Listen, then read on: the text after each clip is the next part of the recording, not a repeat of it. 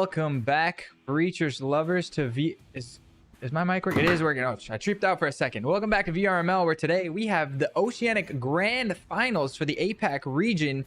My name is Philibus. Joining me alongside is Ninja Salad. Ninja, today's matchup between Legion Praetorian and 7DS is the epic conclusion of the postseason for the APAC region. So how excited are you coming in this matchup?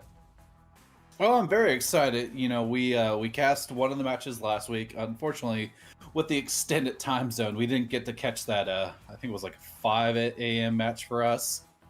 So we didn't actually get to see 7DS win that match. But we're definitely seeing, you know, a similar kind of like blended playstyle with the EU and A inside APAC region. Yeah, nice little hybrid type of meta. It's got its own little meta. I just don't think it's a bit of a smaller region, so I don't think it's quite gotten as far as the NA and EU has, but they're definitely taking pieces out of both playbooks. So yeah, I'm really excited to see this final. Yeah, I agree. Unfortunately, we missed, what was it, 7DS versus, what was the other matchup? Forget the fourth team. 7DS versus Pavlov Dogs. That's right. Yep, It was the number 1 and the number 2 seed as well. I'm sure that was an epic banger. Sorry we couldn't bring you guys that. We want to get more Oceanic APAC casters. So if you're in the APAC region and you're interested in casting, go ahead over to VRML. We need some more people who can bring these games to the public eye, because it's a little bit out of a lot of our casters' sleep. I know my sleep schedule, yours as well, probably. We're night owls, but some of these hours is a bit crazy, right, Ninja? Yeah, like I said, that 5 a.m. for us last week. I think we just cast it a midnight match, and then we were casting all day doing the EU and NA brackets as well. So when it came to that 5 a.m., it's like, look, I'm sorry, I have love for the APAC region, but it's tiring. So yeah, if you're an APAC caster or know anybody that's an APAC caster and that wants to participate in the VRML, we humbly welcome you to our team. Absolutely. Get in on this action. Absolutely having a blast. It's been a long day today as well. We casted the EU semifinals earlier and the NA semifinals, and we've got the grand final matches for those two regions coming up tomorrow as well. So we're going to have to get up early after staying up late tonight, but I'm loving it. I wouldn't have it any other way, Ninja. Glad to have you here with me. One thing I can say for the APAC region, guys, get yourself some team logos. What is this down at the bottom with just the default VRML? Come on, guys. Do a little pizzazz in there, you know, or guys and gals, ladies, gentlemen, they you know, it's, am I right that the default logo is we don't even know which team. We got the up next blank versus blank basically going in there to the grand finals. We got people That's in the true. chat. If you did not know, if you didn't know anything about our system pulls everything directly from the website. Team names, team rosters, all the logos, they're pulled live from the website. You might be able to change it now, and it will show up in the stream. I've not tested this theory, but right now I could refresh it. Just give me something in the chat. I see Tim. Shout outs to you guys joining us here for this cast this late at night. Really shout outs to you guys being like, who is playing? And yeah, there's no way for you to know up until we got to this screen. I'm sorry, man, but it is what it is. Let's take a real quick look at the matchup page, see if we have any stats if these two teams have probably played against each other previously. Yeah, and Legion Praetorian actually came out on top of that one, 17-16. So what a close game. Yeah, we're expecting a close matchup. 7DS was undefeated up until that Legion Praetorian matchup. You look at the stats; they're pretty even across the board. 7DS has favored in a little more of maps, but you know, Legion Praetorian came up on top of that match, 17-16. So I expect a close matchup in this APAC grand finale. Yeah, and I love to see this on the map round win stats. Both of these times are exact opposites. Factory being Legion's best map, 7DS's worst map. Both of them middling on Hideout, and then Skyscraper, 7DS's best map, Legion's worst map. So that's great to see. It could be back and forth, and it could all come down to who wins Hideout at that point, assuming that both teams win their best map.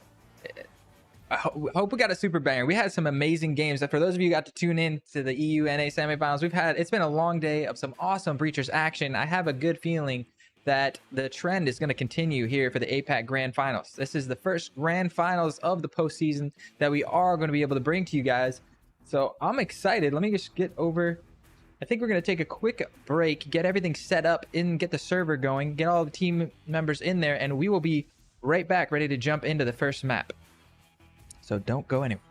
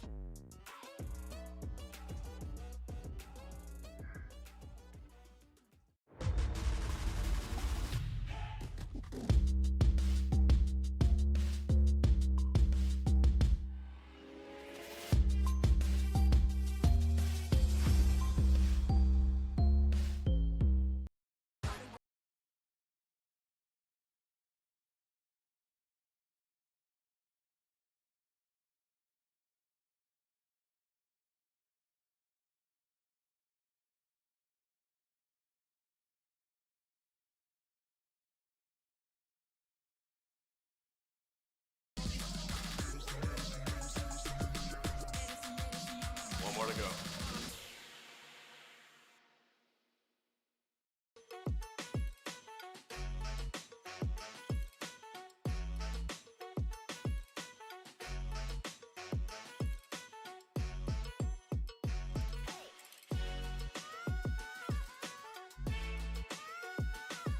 Hey, chat.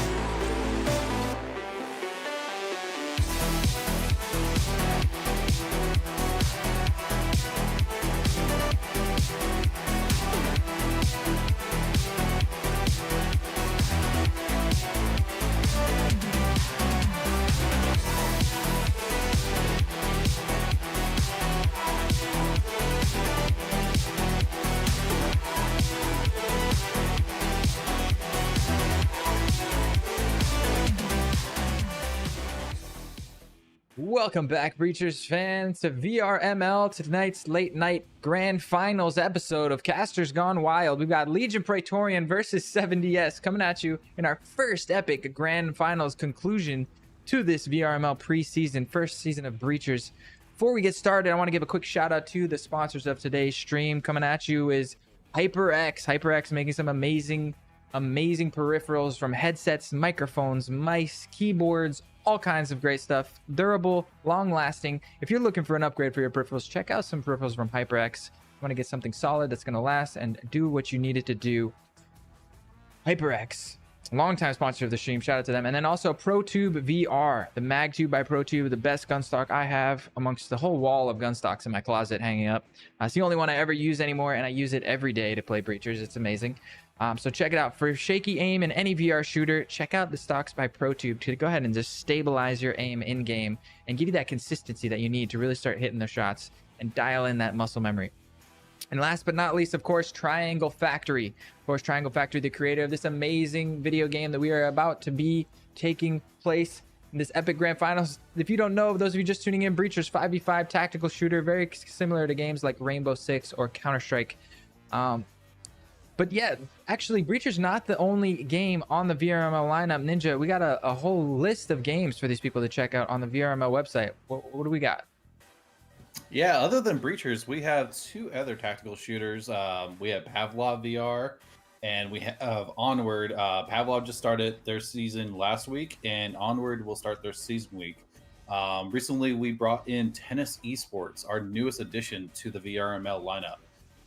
You can check them out at tennisesports.com, also vrmasterleague.com/tennis esports to get on that action. It is a heart-pumping tennis. If you ever wanted to not play tennis on a court and just play it in your living room and get the same amount of exercise, it is definitely one of those games.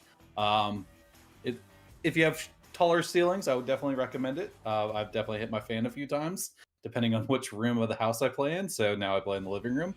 Those overhand swings are kind of dangerous with the ceiling fan. I got a vaulted ceiling setup. I bought a whole house designed around having a VR setup here, and I think I'm gonna go crazy and get like a tennis racket attachment to plug my controller into and just I'm excited. I haven't actually checked the game out yet, but I saw the note. I joined the VRML. I joined the Discord server, and it looks like a lot of fun. I gotta jump in and play some Tennis Esports. So yeah, lots of different titles for you guys to check out.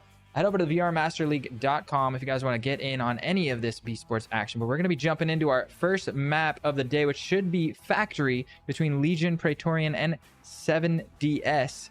Let me go ahead and let the players know we are just about ready to go.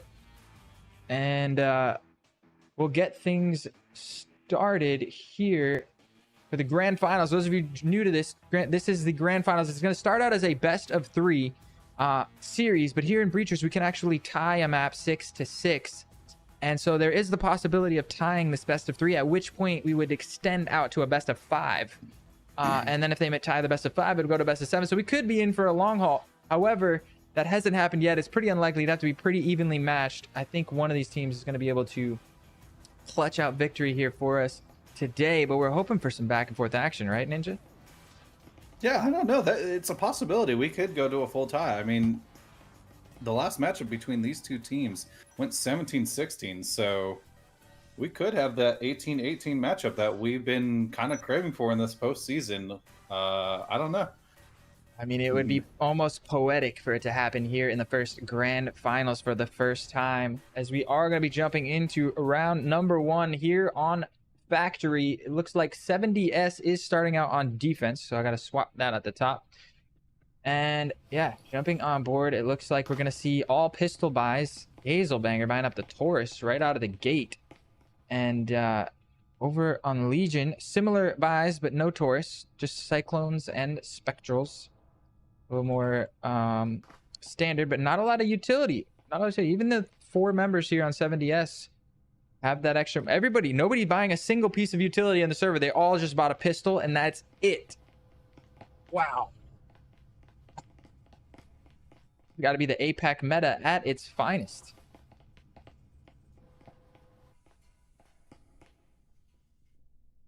All right, so let's take a look on board with the attackers here. Legion, Praetorian, all 5 members here outside of this orange hall, just immediately pushing their way straight in, taking control of the closet. 3 members vaulting straight in here.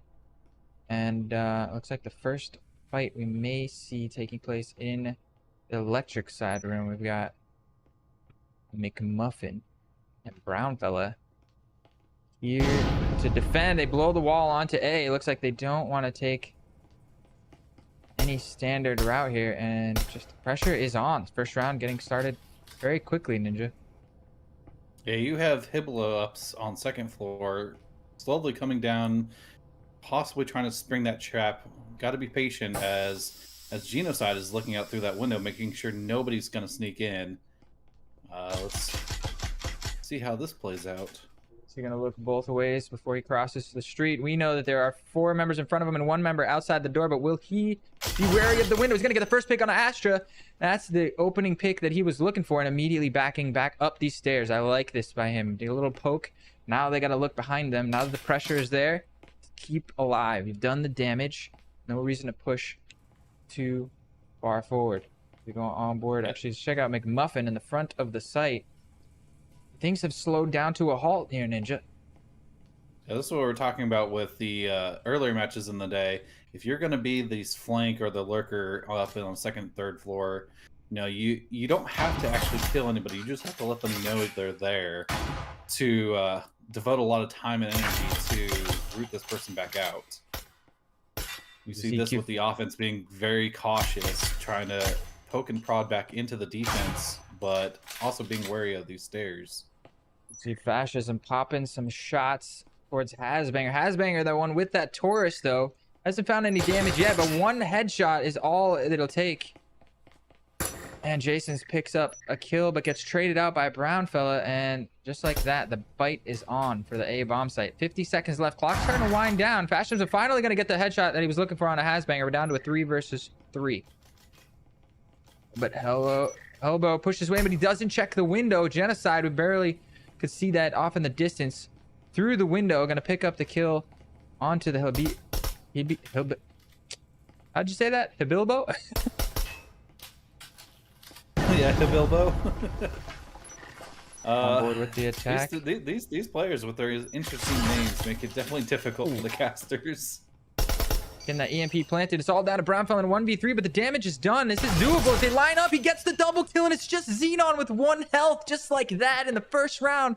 It is shaping up to be a banger. Look at they both have 1 health. There's literally 2 health left in the server in a 1v1. I've never seen this. Ninja, this is crazy. Who's gonna come out on top? First person to sneeze on the other guy is gonna win this one. Oh, this is very exciting. 1 health versus 1 health. This comes down to a moto of flicks. It doesn't really matter which gun you have, you're going to kill your opponent. Look at the pressure Xenon is under here. His hands are shaking. He's so nervous, and he's going to get the headshot. Brownfellow doesn't clear the corner. What a beautiful start to this epic grand finals. 1 HP versus 1 HP. I can't wait till the players look at that back and realize. Look at his hands are shaking. My hands are shaking, but I'm still shooting, and I'm still getting headshots. Like, boom, headshot, boom. Okay, I'm done. What a first round, Ninja. That was epic. You couldn't ask for more, trades coming in left and right. You have flanks coming in. It went down to a 1v1. It wasn't a blowout. It wasn't a full stop. It's just, that's what we want to see in this postseason. 1v1s. We want to see rounds go left and right. We want to see these tight close-up matches. Up in Legion Praetorian, keeping it tight for sure. Barely coming out on top of that one, as we see a nice little double trip placement coming out right here on this doorway. And we see the classic, more the EU side of the buy meta, where the Legion Praetorian, even though they won, they're not investing into any weaponry, right? They're going to just stick with the pistols and save that money up for future rounds. Going to go for a massive full buy here in the 3rd round. And yeah, but that gives second pistol round, basically, which gives 7DS a chance to tie the score up at 1-1. And we see all 5 members stacked outside this blue staircase side. Just as soon as I say that, Jason P rotates around, but Hibilbo with the first opening pick on Fascism through that window. Gonna start things off nicely. 7DS looking to tie the score back up 1-1. Yeah, like you said, this type of play style where you're saving rounds and doing full pistols for 2 rounds, yes, is very common in the EU. You know, the flip side is on the NA you see a little bit more players buying 2 rifles or 2 SMGs, going in a little bit heavier on and having that split type of buy system, whereas EU is seeing just typical standard 2 rounds eco. Yep, and hopefully doesn't come back to bite them. If you're a Legion Praetorian fan, you'd like to see them keep this momentum going. But whether or not they keep the momentum moving forward, they've got the economic boost from winning the first pistol. And no loss in this round could take that away as the wall over towards the A bomb site is going to get blown here. Looks like the attack is going to be towards A. Genocide getting a peek in with spawn board with the defenders here. That trip mine has not been spotted. I haven't seen any pings come out yet. So the first person to dive through that doorway. If these players keep defending this doorway, they're going to stop them from wanting to push in. Oh, the trips do go off. Don't actually find any damage. And the picks are coming out for Legion there. Bring this round from a 5v4 down to a... Oh, never mind. Shots flying back and forth. Can't even keep up with the action here. Xenon. I'm sorry, it's just down to Hasbanger and Fragile One on the defense. Fragile One down to just 5 HP. Surely living up to his name. Yeah, you had two people over here in the shower room that kind of went to 1-to-1 with Jason and I believe Xenon. That split defense definitely did wonders for what do you call it? Legion's offense, I should say. That split defense did wells for Legion's offense. Sorry, it's been a long day. Yeah, it has. We've had some epic matchups, and this one proving to fit the bill, just as I expected. You know, it's been a trend today, but these awesome matchups at the timing. Astra managing to find a bit of a timing on Hasbanger. Now both of these remaining 2 players very low on HP. Just a Fragile One, the most fragile of them all right now with 5 HP. Should take that back. Jason P's actually got 4 HP, so he's the second most fragile one on the server right now. And a 1 versus 3. Not very easy situation for anyone to be in. Oh, finds the headshot there onto Astra, but Astra with that health advantage just needs to find the 1 body shot.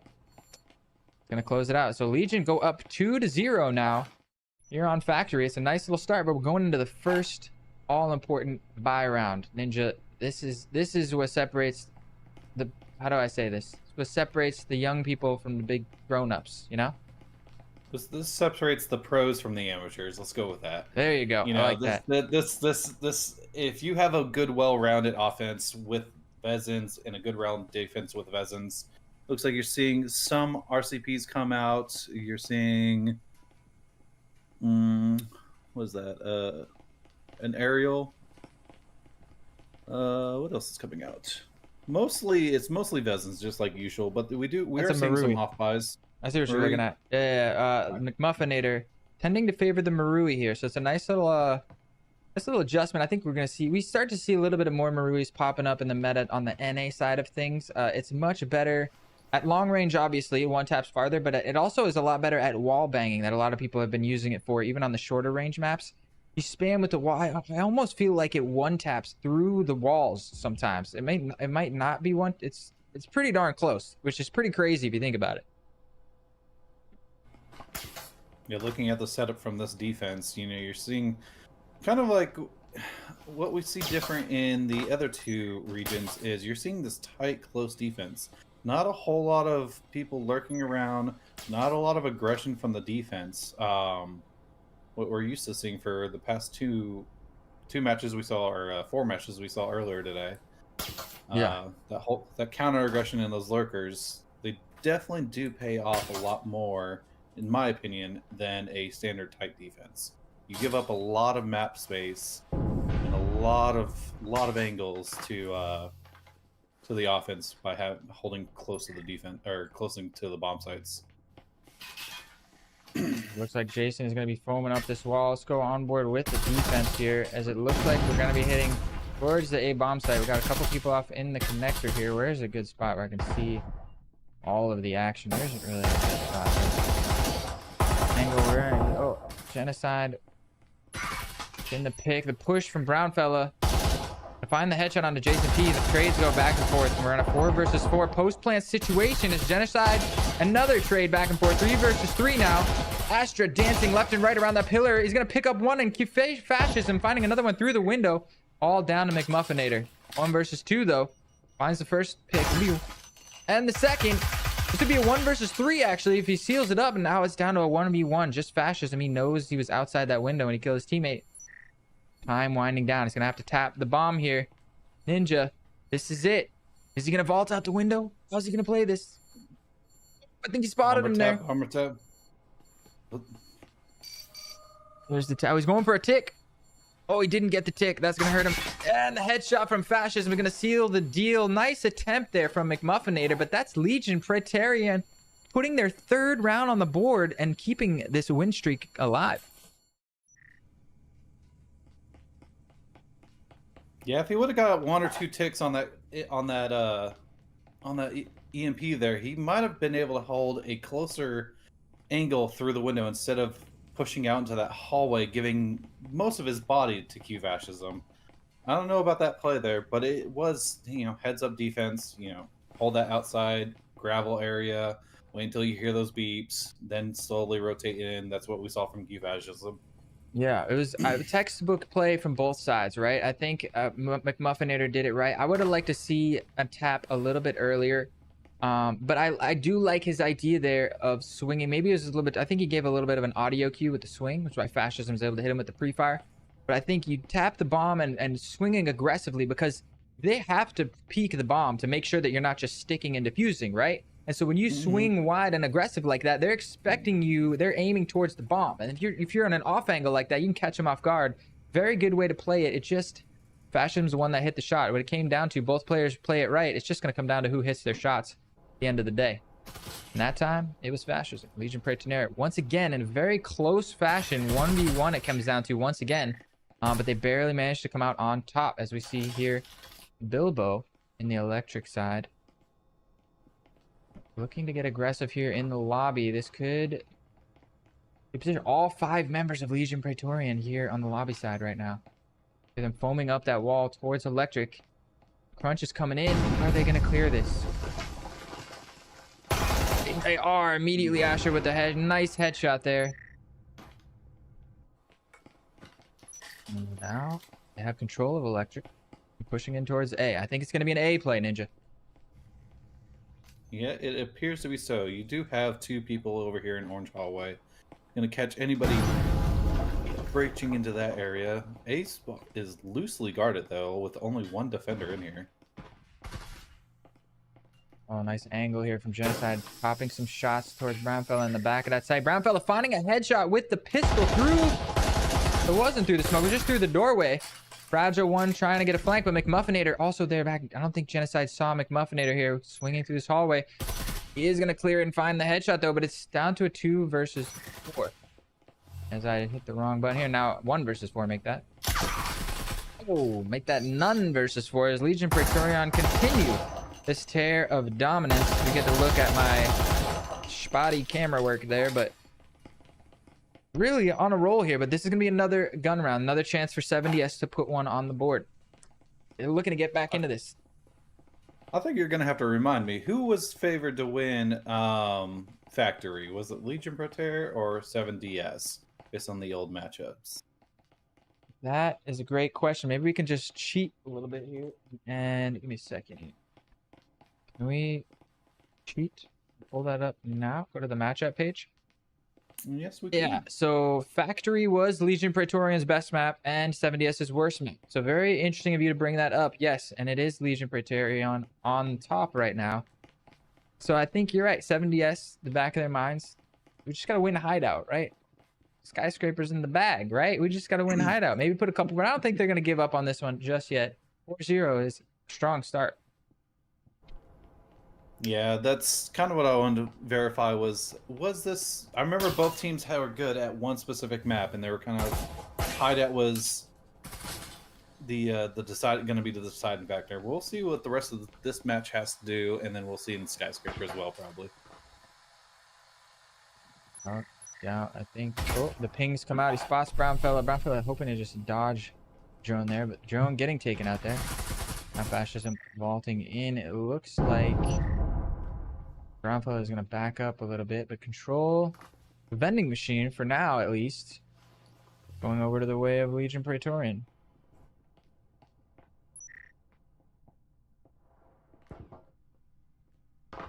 Jason P, once again, very similar setup that we saw a couple of rounds ago. Jason P kind of peeking through this back hallway. I mean, it worked well for them before, and I always say, don't fix what isn't broken.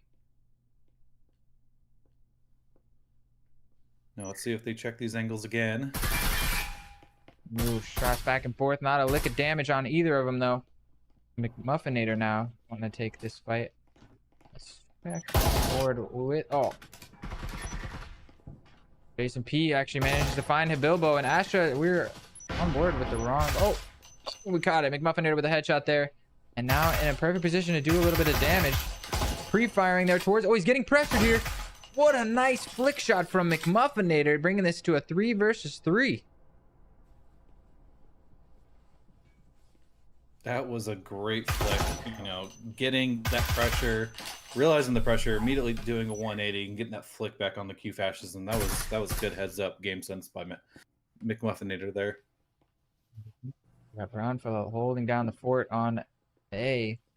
Finding another pick over towards the vending machine while McMuffinator continues to be a nuisance, just jiggle peeking down from this back hall. They got too many angles to look at, and Genocide are going to fall once again to Brownfellow, who's having a very strong round. That's at least his second of the round, maybe his third. I want to say his third. He was on the lurk downstairs at the beginning of the round, and now he's back on site, just holding down a fort for his team. And that is 7DS putting their first round on the board. Perhaps a little bit of a start of a comeback, Ninja. Yeah, they did a great job there, you know, splitting the attention focus of the offense, being that nuisance over there outside shower room.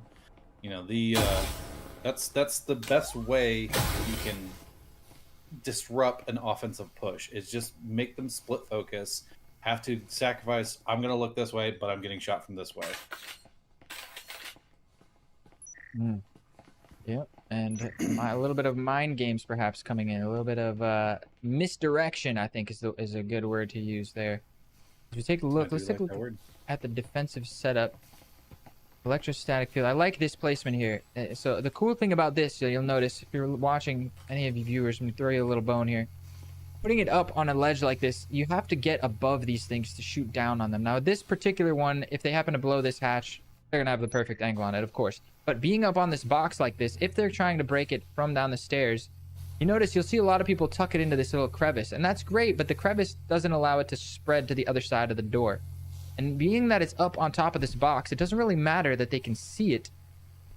It just matters because they still can't shoot it without getting like on top of the box almost. So it's a very strong position for that field emitter, and placing it farther away from the wall allows it to spread a little bit more around the corner, as you can see. There's actually 2 emitters there. Yeah, there's another one just to hold the breachable wall on the other side. I like the stacking of that. So if they do manage to spend the time to shoot the first one, they'll have another one to deal with.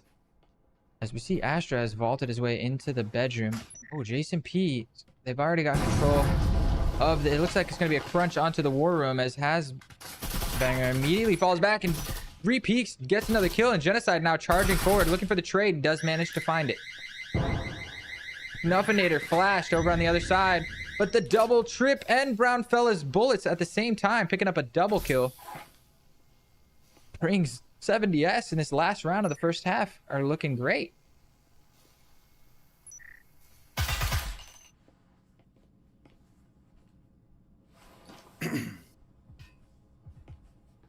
Yeah, this split focus with Hibilbo. All night. Hibilbo. Bilbo. Bilbo. I like that. Bilbo. Bilbo. You know, just being a nuisance over in that server room. You know, not quite in the connector, but just being just a nuisance enough. Ooh, the timing there. McNuffinator swinging that doorway. Just barely not getting into it with fascism here.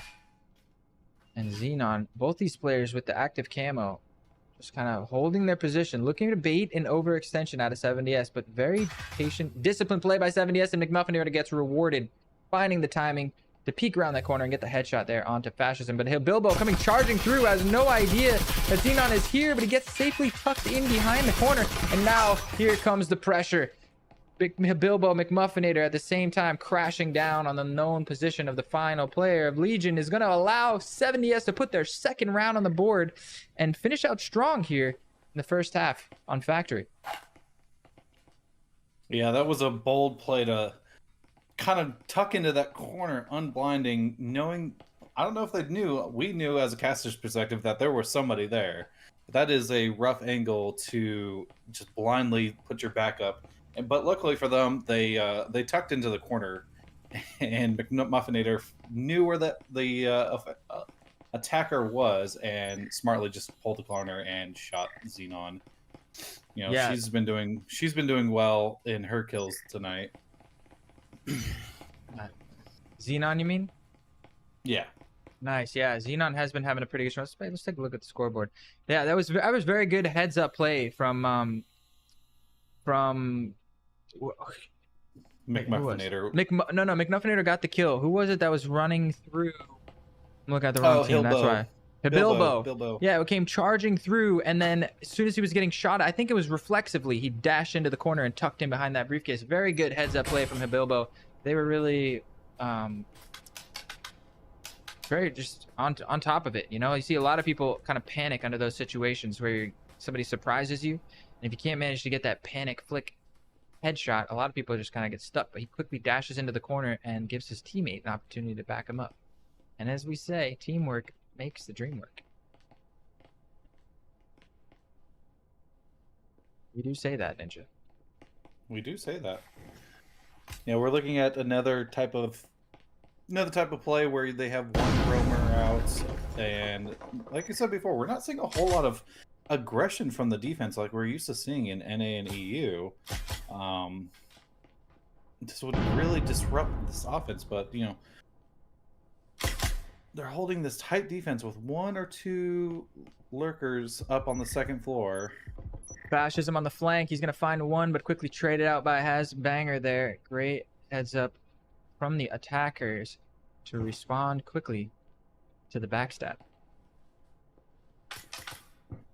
Ooh, Genocide sneaking in from the assembly, so I didn't even see him come into the play here. Let's take a look on board with the defense. Maybe you can get a better angle here. As Fragile One immediately drops Genocide. The whole reason I tried to get a better camera angle, we just missed it.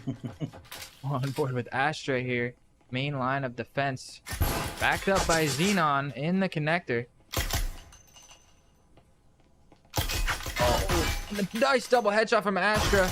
And the flick. What a beautiful two-piece. Looking Astra for more. doing the most work behind this bomb site. 3 points of health left to his name. Both of his teammates there to back them up in the connector. And Jason P is here.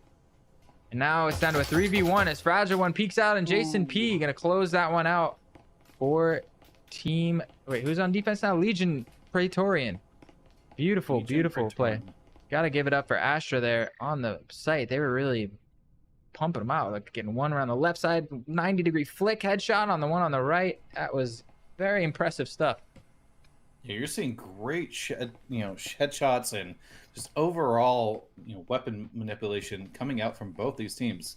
Got to give it to Legion Praetorian a little bit more. They're doing a better job. They're up 5-2, but both teams are doing really well with their shot groupings right now, and the amount of game sense. Oh, I shoot here, and then I'm going to shoot here, then I'm going to shoot back over here.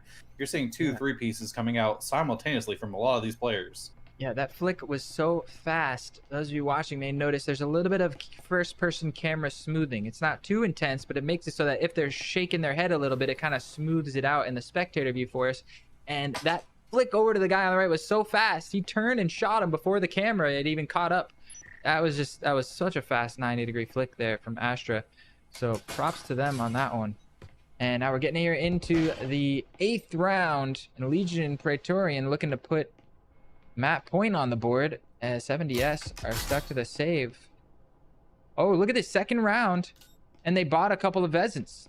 Astra and Q Fascism, and they're taking a page out of the North America playbook here. Look at this positioning on the trip mine on the stairs as well. Yeah, they're looking to close out this on defense and get that point advantage going into round 9. This is a smart play, though. You know, if you're up points and you don't need to save an additional 1 and just close out this match early. The trip mine does do a lot of damage to Hasbanger there, and a Genocide looking to follow up, but McMuffinator outside the window actually covering his teammate very nicely there. Very wise on Hasbanger to back up, but I don't know if they have... Oh, they do have a stim. It's on Brownfella. Is he going to be able to turn around and heal his teammate? It looks like he's a little bit distracted, trying to fight the front line, and Fascism is going to peel the head off, but that is at least the stim going back to Hasbanger. Yeah, now you're seeing a full collapse onto the bomb site here, the A bomb site, as Jason, Astra, Q Fascism, Xenon's holding the connector there in the server room. They see where this push is coming from, and they know where to hold these angles. 3 of the 4 remaining members of Legion here on the A bomb site. They're absolutely ready, and they've guessed properly. I shouldn't say guess. They've reacted, knowing... I don't know if they know exactly how many, but we can see that all 4 members of 70 DS are over on this orange staircase side of the map. 2 up top dealing with that blown hatch. Asher finding the headshot of McMuffinator. Very strong. Oh, and another 90-degree flick onto Hibilbo out the window. What did they feed this person for breakfast?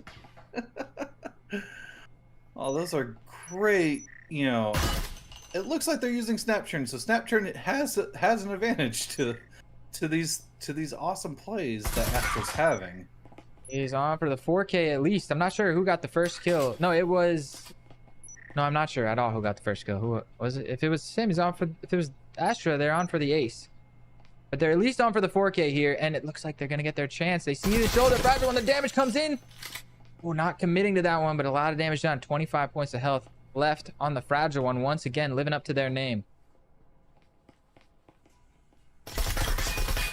And they are not going to be able to do any more damage. And that's Legion Praetorian going up to map point here on Factory. It has been a long day, Ninja. I am loving the action, though. Oh, I am tongue-tied like nobody else right now. One thing I am not seeing from either one of these teams that we've seen earlier today is the amount of utility usage. We're not seeing grenades come out like we used to. We're not seeing smokes. We're not seeing incendiaries, flashes on offense. You know, we're not seeing that. You know, just look at the buys throughout every now and then. You know, if you're watching it on the stream, you know, look at the buys, see what we're seeing. The utility usage that's coming out from both these teams is not very high. They're just focusing mainly on weapons, and it's interesting. It's something that I don't know if this APAC teams haven't put in their playbook yet, but the utilities can make or break. We saw earlier, you know, teams going down to 2 grenades, 4-piece, 5-piece from just 2 grenades alone. So. Yeah, I can't speak very strongly. I mean, looking at Legion Praetorian right now, they do have plenty of money in the bank for a lot of their players, and we only see 1 frag grenade here going into the start of this round. So you're right, they're not really even buying into the utility. Over on the side of 70S, oh, we got a quick drop down the hatch. Oh man, this is a massively quick play. McMuffinator finding 1, and Fragile One is there to back up from the back hall. Go on board with McMuffinator. He's gonna foam up this wall. Looks like they want to maybe make a play towards B. Tough to really say as Hasbanger has droned through and he's cleared it for his team. Yeah, I think McMuffinator is going to want to take this place, but the rotation is coming in. And that is an angry Astra peeking onto that B bomb site. We've seen what Astra can do. And they find the first pick on a Hasbanger. Now to 3v2. They're coming over the headshot glitch. Oh, the flick is not quite there, but McMuffinator finds Xenon N. Fragile One is there. Oh, Q Fascism left alone on 1 versus 2. Finds the first one. Fragile One once again. A little bit fragile. 28 points of health remaining to seal the deal for Legion Praetorian. This is the map point, and he does it. That's map 1 going the way of Legion Praetorian. Take a quick look at that nice reactive headshot. Reactive, blah, blah, blah, blah. Beautiful play here. Fascism is going to seal the deal, and Legion Praetorian on the Revolter side win the first map handedly. 7-2. 7-2. My goodness, it didn't feel like there was that big of a differential, but 7-2 is a strong showing. Yeah, the community picked Legion or 7DS to actually win that map pick right there. So even the community is surprised in their bettings. Yeah, that I mean, 7DS being the #1 seed in the APAC region and Legion Praetorian #3 seed. So that's, I mean, but the APAC region doesn't have that many teams in it. That is not in North America region. That's not that big of a gap because we have like 100 teams or something like that. But in the APAC region, I think people expect that to be a bigger gap. Look at this. Just look at their win-loss record. Legion Praetorian 3-3-1, and 7DS completely undefeated. One tie, staining their record from being completely flawless, but very impressive. I do have some insider information. I don't know if we have a timeout, but we do know the second map is going to be Hideout, if my information is correct. And we have a couple of disconnects, so I think we're going to get a little bit of a break. But what I was saying before, yeah, I can't speak because Legion had the money to buy the util, like you were saying. We weren't seeing a lot of grenades and stuff come out from them on the defensive side. But 7DS, I was looking at their money, and they took everything that they had to buy everything there. There was no money left over to buy any extra nades util. And I think that's you know, for 7DS's side, they were never able to get an economic momentum enough to start buying those grenades and that utility. And that's part of why we saw such a lack of utility, as you were noting. Into that game. So hopefully we'll see what happens. The next map, like we said, is Hideout, and this, we can take a look again once again at the matchup page. This should be the deciding map, the middle map for both of these teams, right? Factory is Legion Praetorian's best map and 7DS is the worst map, and vice versa with Skyscraper. So we expect 7DS to win Skyscraper. So Hideout is going to be an important map, and we're going right to the most important map coming up next, right? Whoever wins Hideout, that's going to be big. If Legion Praetorian win, they close it in 2 and they get to avoid 7DS's best map altogether. However, if 7DS win, we get to go to that decider map on Skyscraper, and that is their best map. They're going to be in a really strong position to go ahead and take this entire series. Now, there's a third possibility. If we tie on Hideout, that would be very interesting, because despite the fact that 7DS's best map is Skyscraper, look at how strong Legion won on Factory, 7-2. That means in order to tie the series, 7DS would have to win on Skyscraper 7-2, Ninja. That, best map or not, that's a tough ask, especially if they don't get to start on defense. Yeah, let's hope, you know, Hideout doesn't go 6-6. Let's hope this goes in favor of one of these two teams. I'm in favor of 7DS. I of course always want to see these map 3 deciders. I do not like seeing two map deciders. I always want to see that third map, because it's what this is about. It is best team against best team, best player, best player. You know, this is something that we look forward to after a 7-week season. You know, in preparation for what I believe, if I wrote the calendar correctly, is a 14-week season for Breachers. Yeah, I agree. You know, it's like any type of race. I mean, this isn't a racing game, but it's like the series is a race to 2 wins, to 2 map wins, right? And in any good race, we like to see the contendants go back and forth, be neck and neck, right next to each other, right? And that's what we're hoping for here. So 7DS definitely looking to come out strong.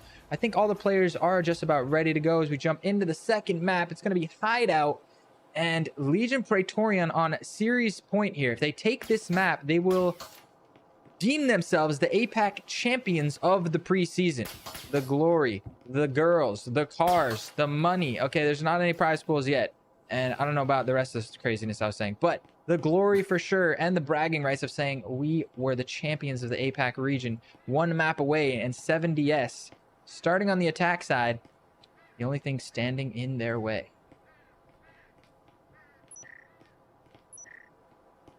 Yeah, this preseason is just about defining skills, just about getting your team together, building that camaraderie. This is what the preseason is about. This is pretty much what any preseason is about for most major league sports as well. Talk about like MLB, NFL, and American sports, the culmination cups in soccer or football if you're, you know, European. It's about building your team's strengths and weaknesses. That's what the preseason is about. And you're gonna find the kill. Firehorse there, stuck in the bedroom, nowhere to run, as all 4 members of 70S compiling in, but Genocide from behind with a nice little trade frag. And they are going to breach this wall onto B. It looks like a play, fast play onto the B bomb site. Here's an important note. Fascism has made his way down this. He's on this staircase right here. So these players in the back hall, as they go to foam up and double penetrate onto B, that doesn't sound right. B is wide open, but Fascism is ready with the backstab. This is where the important play is going to come in, as we see him slowly working his way up the stairs. And Fragile One does not seem to be ready for this. They have full control of B. Maybe he'll turn around just at the right time. And no, but McMuckinator's there. But what a double kill from Fascism. He was invisible. We had a little spectator bug, so I had to switch views to fix that. And he's going to get his two-piece and run like the wind, Bullseye. Yeah, that was a great matchup in the center stairs. Yeah, fine. So we're going 2v3, 2v4 right now. Yeah. Legion Praetorian versus 7DS. Oh, this is going to be a great matchup here. I just want to point out, Fascism made it out of that with 1 point of health remaining. That was the difference maker in that double kill when McMuffinator came around the corner. But they're continuing with their plan. 7DS have recovered the EMP, and they're going to get the plant to go down on the B bomb site. So now we have a post-plant situation, and there's no syringes on the map whatsoever. So this damage done to this Legion squad is not going to be able to be healed. That means Fascism is stuck 1 point of health to the end of the round. At most 1 point of health. Of course, it can always go down, right? Yeah, exactly. We'll see how well they can recover this post plant and get them fend off this 7DS assault. This headshot there on the Fascism wasn't necessary, but we do see the double kill. Genocide and Baluka in the 2 versus 2 are going to clutch that one out. And the defuse is coming through with plenty of time left. So the retake 4 versus 2 does come in, but it was looking dangerous there as the first couple kills started to roll in for 7DS. That is Legion Praetorian putting the first map on the board. Ninja.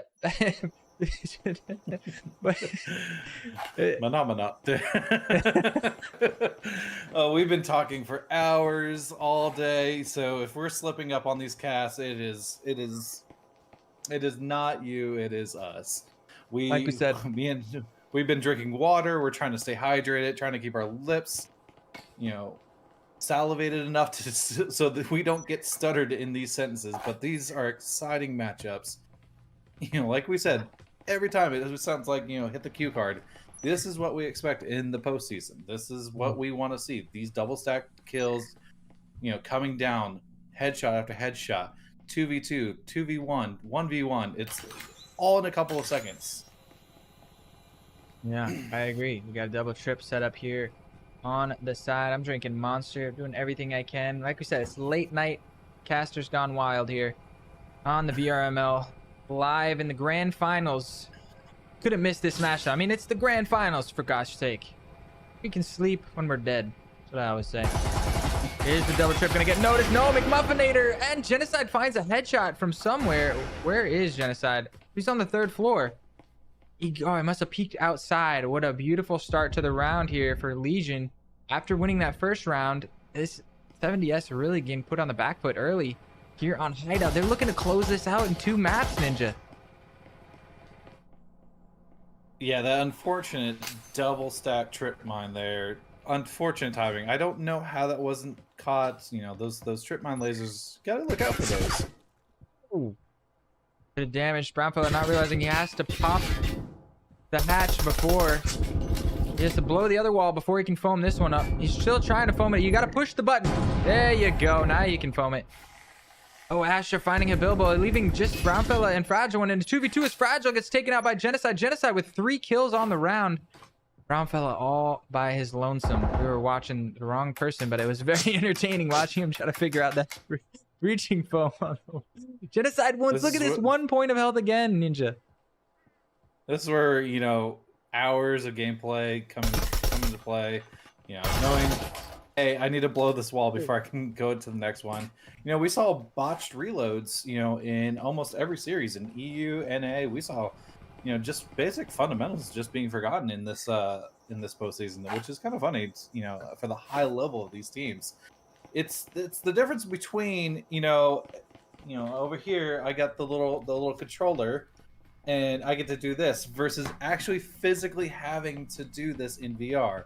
You just Oh, yeah. kind of forget simple things. That muscle memory, you have to instill that. That's the great thing. This is why I stopped playing pancake shooter games, and I haven't launched a pancake shooter in a long time. We're spoiled, once you really experience VR in all its glory, it's how can you compete with that? It's so much, it's so much fun, so much more immersive, so much cooler. I'll never forget. I wonder how many Oculus Rifts the guy at Best Buy, what's that one place that's going out of business? Just kidding. Best Buy sold because he was doing a demo, and I always walked right by him. My girlfriend was like, "Don't you want to try this?" I'm like, "What are you talking? What is this?" And 5 minutes later, I'm sitting there playing Robo Recall, shooting robots. Like, this is so cool! Oh my god! I took the headset off. There was like a crowd of people forming around me. Like, what the hell is this kid freaking out about? And changed my life forever. Back to the match. McMuffinator with the Marui in hand has made his way into the bedroom. Proximity sensor going to give away his position. Don't accidentally shoot your teammates. Some wall spam coming out. Leading the charge now. It looks like once again on this top floor, they're going to be making a play for the B bomb site. It didn't work out last time, but I like it. Stick to your guns. Ooh. As that wall gets blown, we see some bullets flying back and forth. No kills yet, though, Ninja. A bit of a slow-ish start. Caster's curse.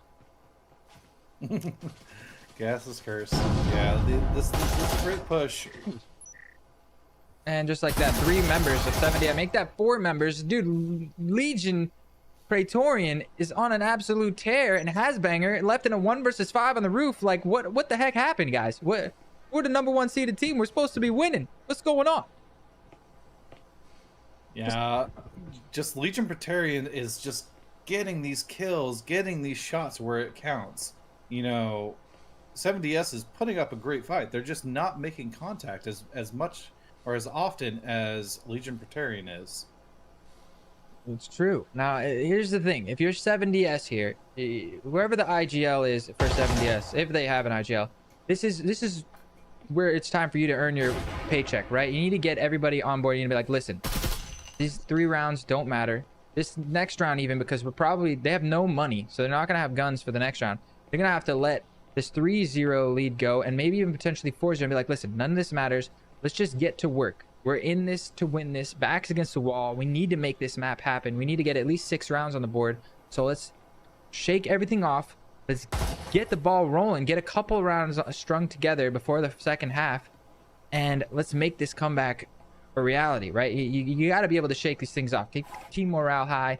I was IGL for my team. I just happen to know from experience, as it looks like Hasbanger is going to be saving that weapon. This is the most important moment for your IGL to step up and make sure that everybody's on board, because any game, any esport can be momentum based if you let the mental game come into effect, right? Like Legion Praetorian is on a huge roll right now, and 7DS seemingly have no answer. Yeah, exactly. Once you let that momentum get to your head, you just got to take that pause, reset, let you set the momentum. Even though if you can lose the round, lose it on your terms. Just like saving right here. You are going to lose this round. You're going to lose it on your terms. Retain that Vezin.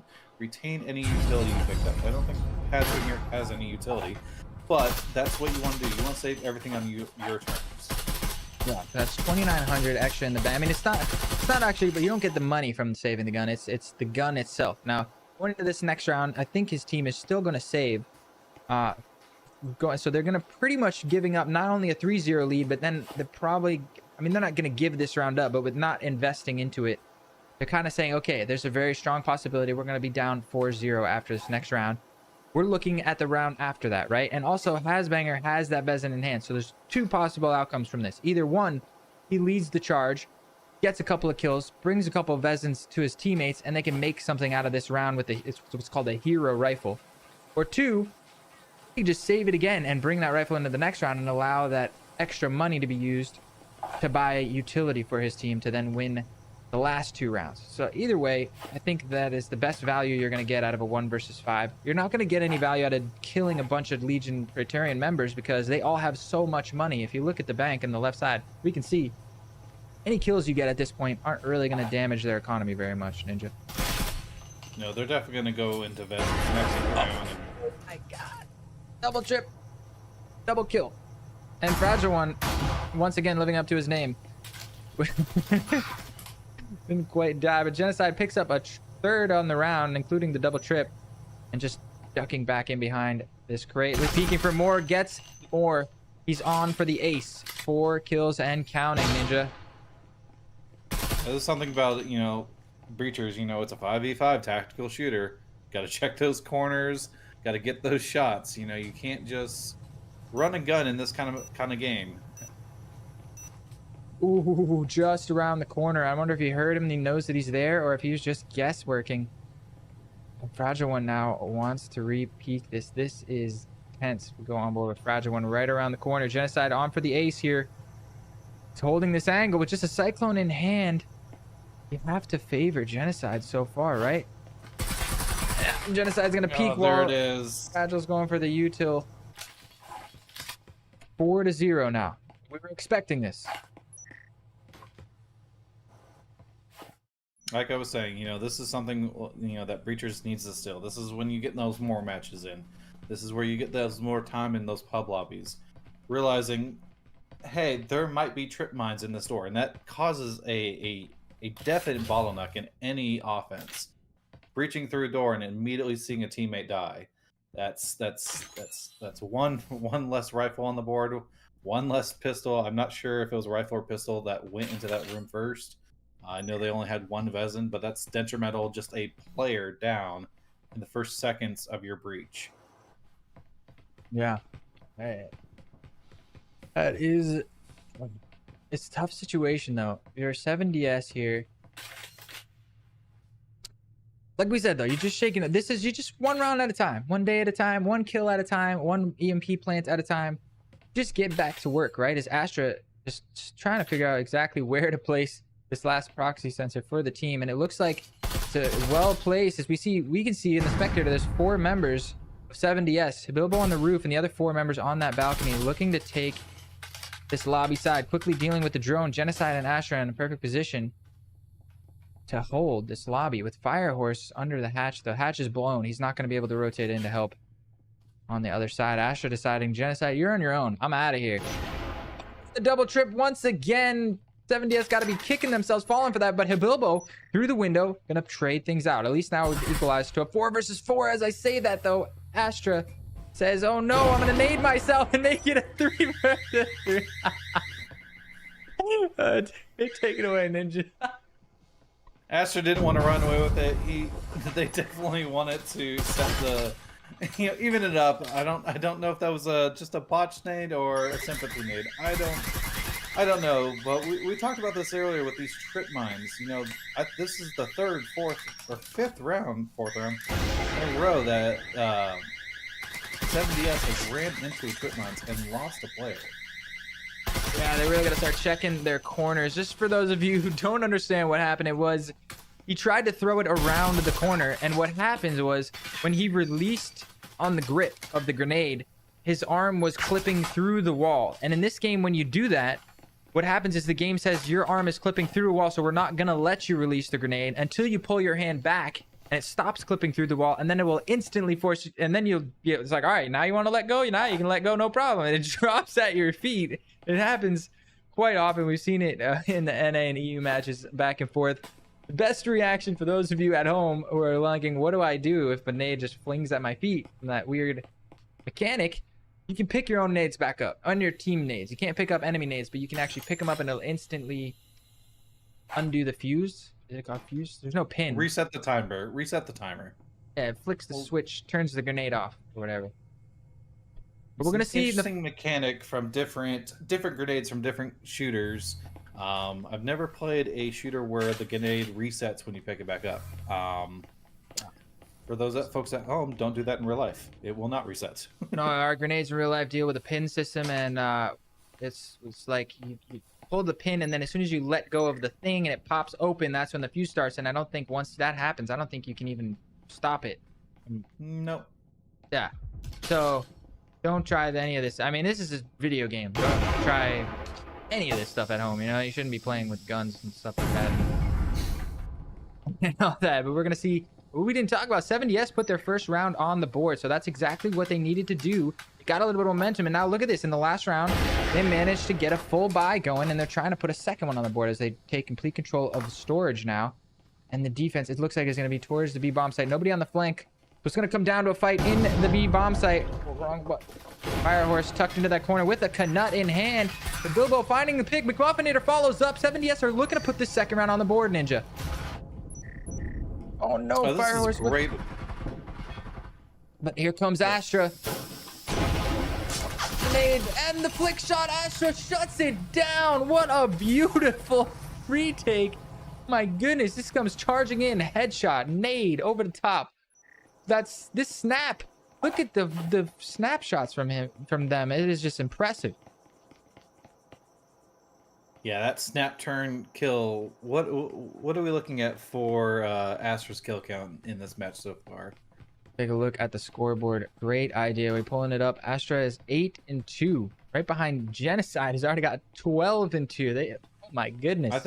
I think Genocide's kill count is mostly from those trip mines. They've been the ones laying those down and knocking pins down as soon as they run through those doors. So yeah, I think there's yeah. Go ahead. No, I was just like, how many people with Genocide actually have shot in this match? I don't know. I think he probably got about 4 trip mine kills. So you take those 4, you give them over to Astra. Astra would be the one who's up 12-2. So they're both neck and neck, I want to say, about in kills. The trip mines definitely coming in clutch. Like we said, 70S. But now 70S is the one with the trip mines in hand. So perhaps they're down 5-1. But this is... You're still not out, right? You can win 6 rounds in a row. You can win even just 5 out of the 6 rounds. You're still alive in the series. Going to your best map on Skyscraper. Anything is possible at that point. We've seen these momentum swings time and time again over the past season. Brown fella. Oh, that's a big pick onto Astro. And then Firehorse vaulting in. But Bilbo around the corner is going to say, nope, this is my bedroom. And this is how it starts. 70S now up 5-3 in the round.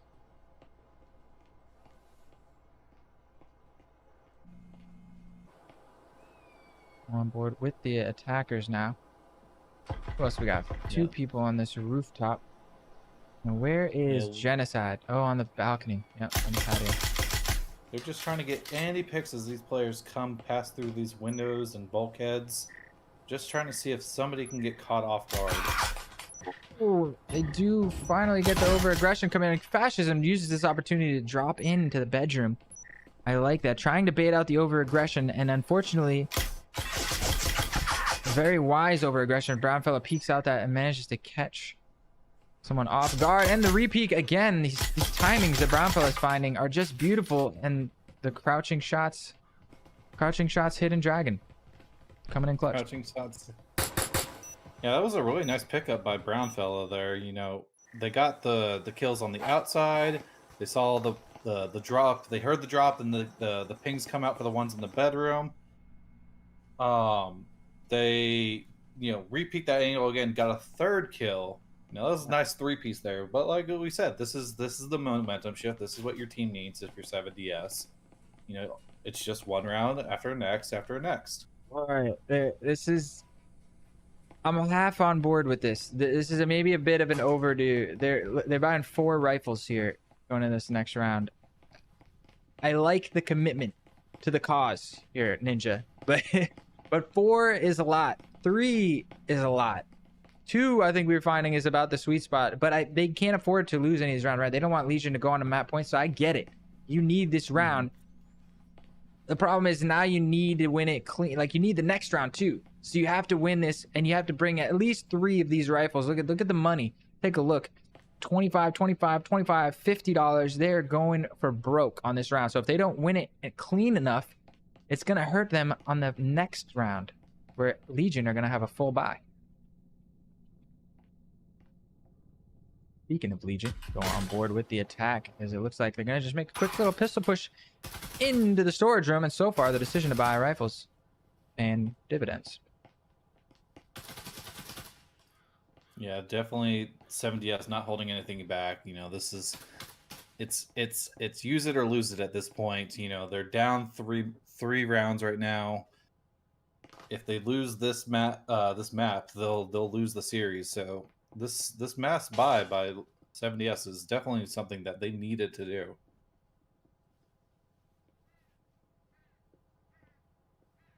Really slowed down the pace of the attack here. Dropping fascism on the entry point. There's just somebody missing. Fire Genocide, Astra. Where is Blakula? Blakula is working his way around the wine cellar on the complete opposite side of the map. And oh, we got a little bit of a connection from Firehorse, but they pushed into the storage. And Brownfellow once again just dropping him left and right. Picks up his third for the round at least. Is it? I'm not sure. Let's actually check. Yeah, it's his fourth on the round. He's on for the ace. Look at this. On board with Brownfellow. We see this. We're seeing 7DS pull up double trips of their own. That's right, but Brownfellow is here to hold down the fort. They didn't even get pushed up far enough to run into the double trip. Like, they should have put it at the first doorway, because he didn't even let them get close enough to hit the double trip. For those of you who don't know, this is something I doubt that we don't see this very much in the meta, because everybody's always hunting for the stims, but you can actually pick those tripwires back up. Whoever planted them down at the end of the round can then pick them back up and bring them into the next round, so you don't lose that money. Same with proximity sensors, just not door blockers. Going for the ace, and he gets it. Ace, 5 kills in 1 round. Coming up from Brownfellow, picking the team up, putting him on his back, and they do it with 4 members left alive, as I totally forget to hit the replay. That's what they needed. Clean round. They got all the guns they bought from last round into the full gun. They're going to have a full buy here, and this is how it starts. 3 to 5. That gap is closing, but this is Ninja, the first full buy coming out from Legion, and it's a little bit broken as you see Firehorse buying into that and nut. Yeah, we could possibly say, like we said before, could this be the 6-6 time map? You know, would Hideout just be the 6-6? And then we go into Skyscraper next, where, you know, 7DS have to pull off at least a 7-2 map decider. You know, I'm seeing this momentum shift here on the favor of 7DS. You know, all they have to win is 3 more maps, and we're into that map 3 decider. That's true. 6-6 definitely in the cards, but also even, I mean, 7DS could just straight win this. I mean, this next round is so important, being that all the money that Legion has invested into this. Actually, Astra choosing to stick with the RCP, and Firehorse going with an Oral instead of the Knut. So he changed his mind there a little bit. But they're not going to have a lot of money to back this up.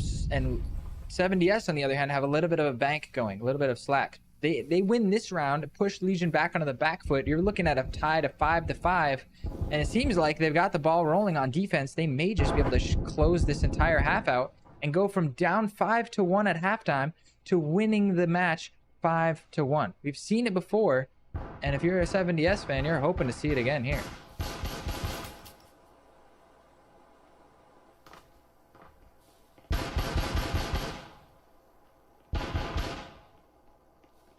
We're also going to talk about the nerves. I mean, being that this is the grand finals, there's a very strong possibility that the members on 7DS were a little bit nervous, felt the pressure of this high stakes match, even though it's just for glory, just for bragging rights. But this is for all the marbles, so to speak. And perhaps now they're loosening up a little bit, finding their stride, shaking off those nerves, and getting. We saw in that first match, the member's hands was completely shaking in that 1v1 clutch with 1 HP on Factory.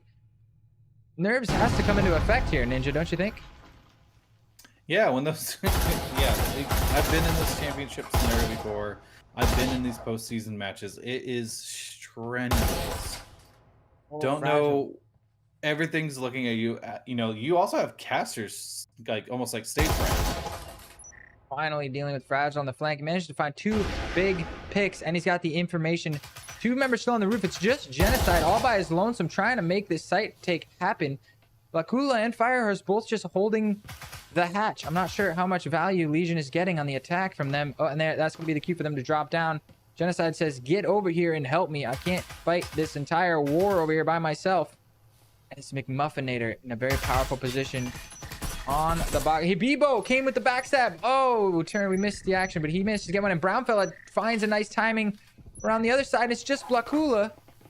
We missed all the action with the camera, so I might as well waste my time with the replay. But 70s are doing it. They won the all-important gun round. That's going to put Legion onto another save round, and the very strong possibility, unless Legion can pull this save round out of somewhere, they be looking at a 5-5 scoreline, Ninja.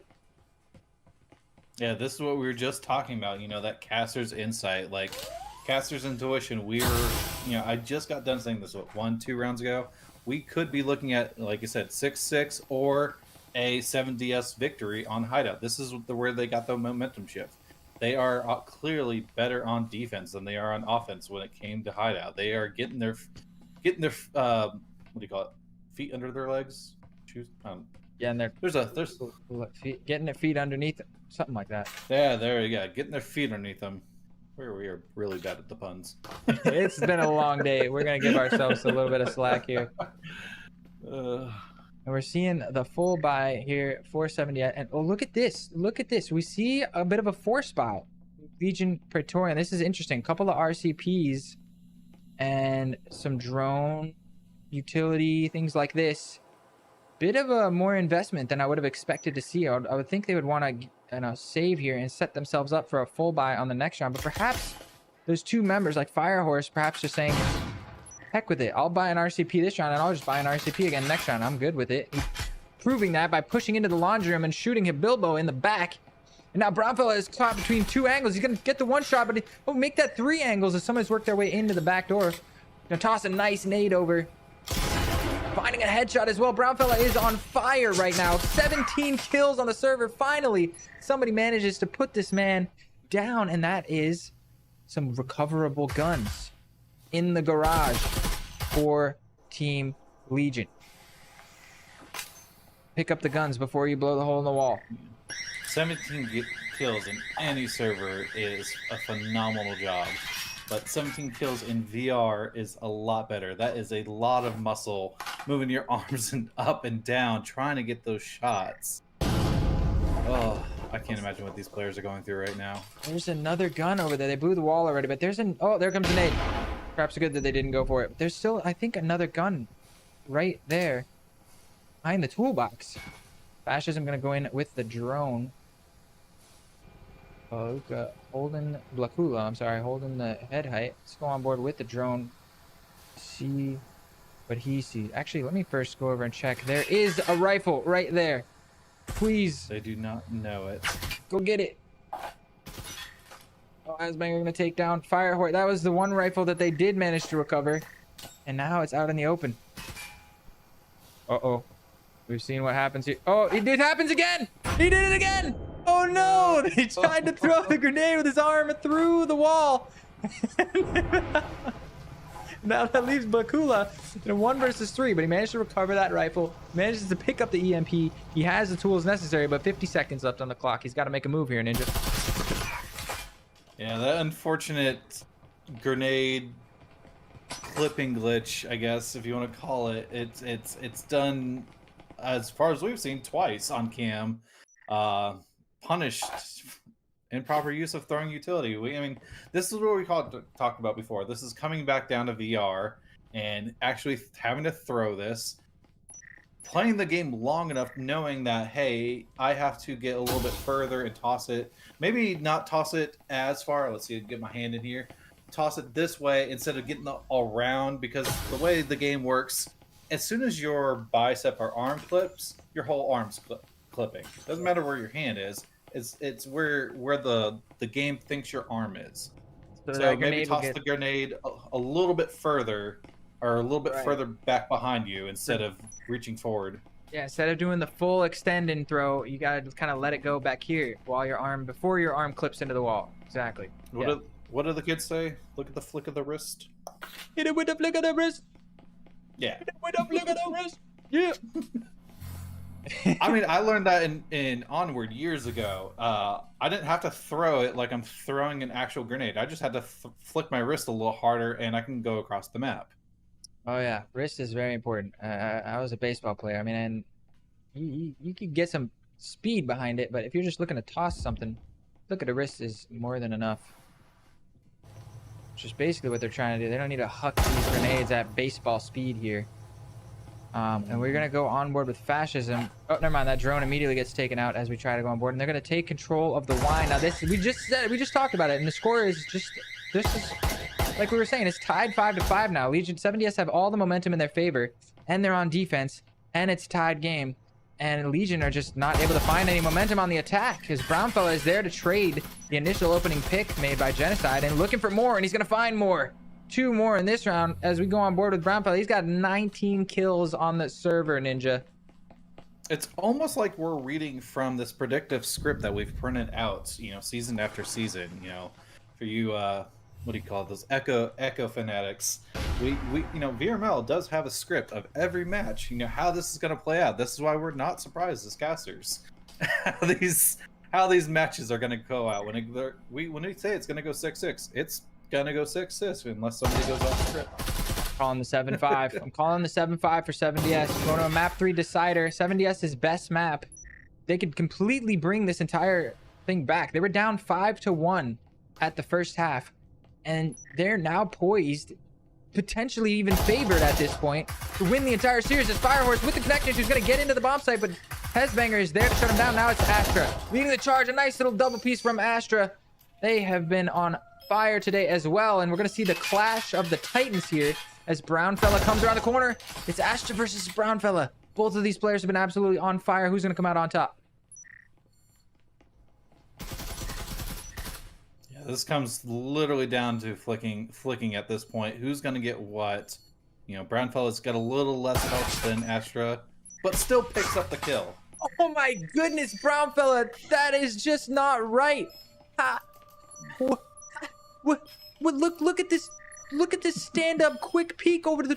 Look at this replay. Oh my goodness, that is just incredible from Brownfella. Let's take a look. 21 kills on the server. Look at him throwing his arms up in the air. Come on, give me some. Give it up for Brownfella. That was amazing. Absolutely amazing. They were just on fire that round.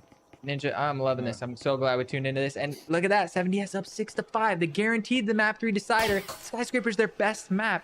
And if they win this one more round, which is very likely because Legion don't have a lot of money, all they gotta do is win their best map.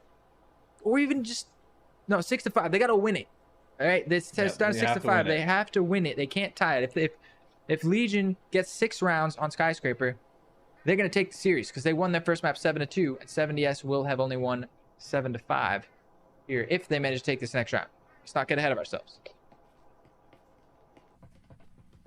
We couldn't call a better match. This is you know, this is what we do as casters. We analyze. We can take the 10,000 mile perspective and call these matches pretty closely because we follow a lot of these teams throughout the season as well. You know, us just doing APAC over the past 2 weeks, we are learning how these teams function, how they operate, who's a good shooter and who's not, what's a good strat and what's not for it. You know, this both teams right now. Brownfella is trying to lead the charge for his team into this last round. I don't know if I agree with the aggression here. It's just a bit of a risk, but it's going to pay off huge dividends as he finds the kill onto not only anyone, but Astra, the main spearhead for the attacking force. And Bilbo is going to peek out the window and find another one. We're still on board with Brownfella, looking for more. He doesn't realize Genocide's in, but he finds the snapshot anyway. This man cannot be stopped. Oh, they're at 23 kills right now. That is insane for a grand finals matchup. Really, just he's got champion written on his shirt. Oh, and Bilbo with the aggressive peek out the window, leaving Firehorse. I don't know. We are big fans of Firehorse on Team Legion, coming from the VRML production. Just letting the proximity sensor go off. Tosses the little flashbang down with the Knut in hand. McMuffinator is going to shut it down. That's going to be 70S winning here on Hideout. After going down 5-1 in the first half, they are on top. They did it. They brought it all the way back. Not only did they tie the map, they actually won. And we're tied in the series 1-1, Ninja, going into map 3. Oh, this map 3 decider is going to be really close. I don't know if it can't is. wait. That's the thing. We talk about Hideout. We talked. Look at the stats, right? Let's go back to the matchup page. Hideout or Factory, I'm sorry, excuse me, was Legion Praetorian's best map and 7DS's worst map. But if you look at the round win percentage, still 7DS has a better round win percentage on Factory. That having said, Legion Praetorian, with those numbers in mind, were able to crush 7DS. For lack of a better term, 7-2 is a very strong performance. 7DS just couldn't get the ball rolling. Now, here's the real cherry on the cake. For the defense, or sorry, who's going to start on defense? Because this is 7DS's best map and Legion Praetorian's worst map. So the same thing flipped from Factory. And if Legion Praetorian was able to win as the underdog on a map where 7DS technically had better stats, just imagine what 7DS can do when those roles are reversed. Yeah, looking at this matchup last time when they faced off, Hideout was 6-6 against these teams. Factory was 7-3. We see 7-2, and then Skyscraper was 7-4 in the favor of 7DS. So it's likely 7DS will pull out at least another 7-4 based on their prior matchup season history. This is kind of playing out exactly like their previous match did. A close Hideout, a one-sided Factory, and we're likely to see a one-sided Skyscraper here. Yeah, no doubt. Taking a look at the scoreboard as well, I mean, you got to give it up. Genocide and Astra, Genocide with those trip mines especially, coming out with some big double-digit numbers, but the MVP of the match has to go the way of Brownfellow. Look at that scoreline. 23 kills, 3 assists, only 6 deaths on the board, 1 defuse after a nice clutch round. It really impressive stuff from Brownfellow. Really brought it back for his team. I mean, leading the charge, saying, listen, they were backs against the wall. We're down 5-1. If we don't win, we got to pretty much win this map to bring ourselves back. A tie is going to be tough because then we got to win at least 7-2 on Skyscraper. I mean, I'm not going to count anything against him, but that's a tough ask. I mean, winning 7-2 is winning. Winning 7-2 when you have to win 7-2 or else is another story entirely, Ninja. Yeah, exactly. I'm excited to see what happens in this next Skyscraper map. Yeah. It's like we're going to get a little bit of a break. Going down to the map 3, this grand final is so epic. I got to think the votes, if we give people time to bet, is the bot up? I'm going to put a bet on that. I got to put, let's see, map 3. And we'll put the bet live here shortly once the other match ends. What's going to be the... Due to the delay, I have issues with the bot going back and forth because I can't tell who give away the scores, because if I click end the last bet before the timer runs out due to the 3-minute delay, you see what my dilemma as a bet taker here. I can see that being tricky. I did that in map 1 and immediately deleted the message, so no one saw it. Like, yeah, with a 3-minute delay, you gotta. It's tricky. It's tricky stuff. I do have the actual stream pulled up so I can do this kind of back and forth stuff. This multitasking at 2:16 in the morning is what I've always dreamed of. It has been a good day, and tomorrow is the epic conclusion for both EU and NA. Let me check the schedule. It looks like members are rejoining. We're gonna get a little bit of a break, and it's just about to be over there. What?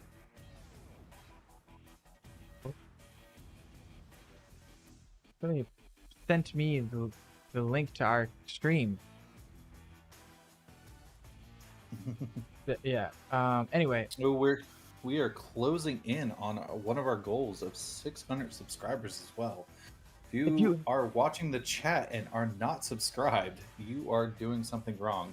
Please subscribe. It helps out the organization VRML, and it helps us casters in the long run.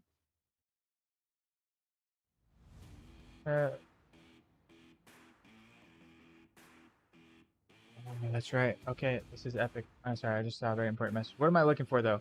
Glad I came here to look for tomorrow's schedule to see if I'm on Yes, I am for that first EU. So I gotta get up early as well. So up late and up early. That's exactly how I like it. I wonder if they're waiting for a word from us. Let me just give them the thumbs up just in case. I don't think they are, but just in case they're waiting on us. We're about to get this epic conclusion for the APAC Grand Finals underway. Both of these teams, they're putting on a show for us here, Ninja. I'm loving it.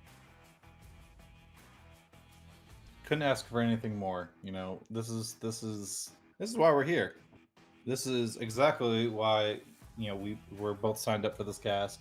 We want to give the best show possible and want to receive the best show possible. And both these teams are putting out are delivering on that match, you know. Yeah, we're seeing some star players pop up on both sides. I mean, it's just it's back and forth, Breachers action, neck and neck. You never know what's going to happen. I mean, things were looking grim. Legion Praetorian could probably smell the trophy. I mean, the metaphorical trophy, the bragging rights, the champions of the APAC region title was within their grasp. And 7DS, from seemingly so far behind, just shut the gap and took the lead. They like went 6 unanswered points, if I'm not mistaken. Exactly right. They were down 5-1, and they won all the 6 rounds in the second half. 6 rounds straight. That's how crazy of a comeback that was. It was legendary stuff. Mm-hmm.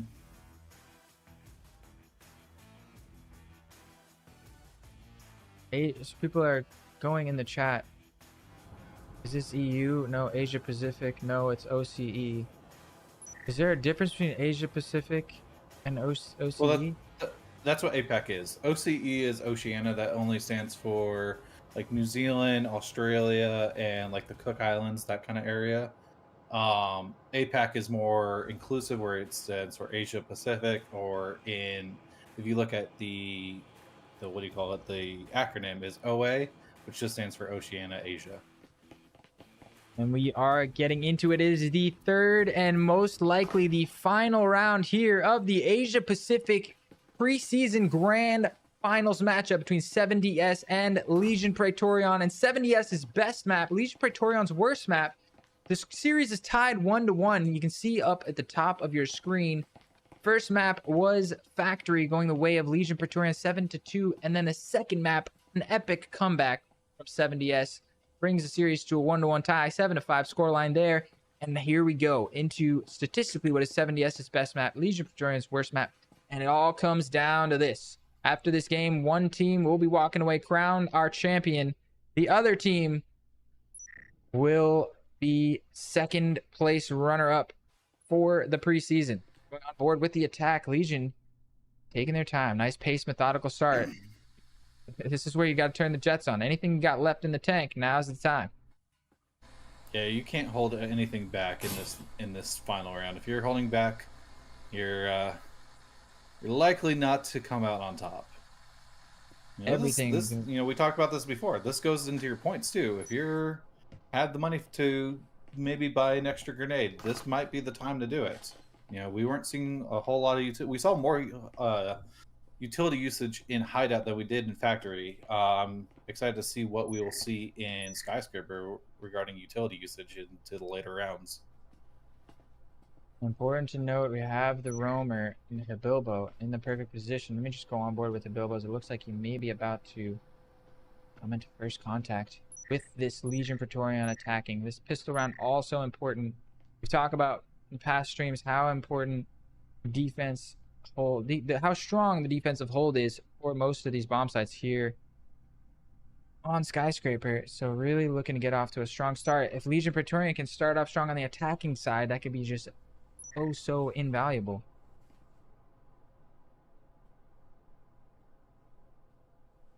Yeah, Hilbo's slowly sneaking around. Probably gonna set this trap or pounce this trap, spring this trap. Oof. Long night. I got you. We got you. We knew what you meant, and we know how long of an awesome day of Breachers action we've been getting. It is worth a couple of slip-ups here towards the end of the day, as we're going to see the wall towards A getting blown, going on board with the attack. What am I looking here? Brown fella gonna peek around the edge. Brown fella is still on fire from the last match, but the jiggle doesn't gonna find anything. On board, and he gets immediately taken out. That's a huge opening pick. Fragile One gonna trade things out. Astra leading the charge for their team. Jason P following up. It's now 4 versus 2. Legion Praetorian coming out strong here in the final round. Kicking start off this pistol with 4 opening picks, and Hibilbo left by his lonesome on the flank finds one, but down to 10 points of health. Genocide's gonna come around the corner and shut that one down. Legion Praetorian take the first map in our last deciding map here. It could be our last deciding map, I should say. Yeah, I think Hilbo didn't spring that trap quick enough. You know, was a little slow on that lurk.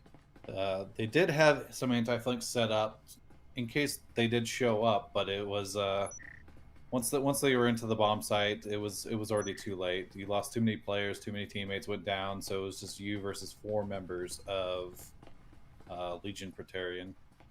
Yeah, I mean, we saw how strong of a force Brown fella could be once he's unleashed. Maybe it was a tactical timeout from Legion, I want to say. It'll give him time to cool off a little bit, cool his jets, let the fire sizzle out a little bit, and a really opening pick onto Brown fella to start things off for that round. That's the one you need to shut down. I mean, we saw him with the rifle in his hand doing some serious work. Maybe not quite as good with the pistols. I feel you, Brown fella. I suck with the pistols too. They're tough. It's tough. But I think it's gonna come down. We're gonna have to keep an eye on him as we move forward in this match and see. Speaking of rifles, Astra really leading the charge. Already 3 kills on the board after that first round, and now with the Vezin in hand, spearheading Legion attack.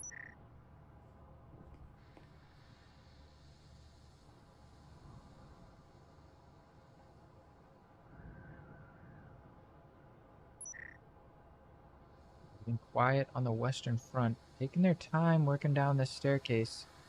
The drone is clearing some space. They are in no rush.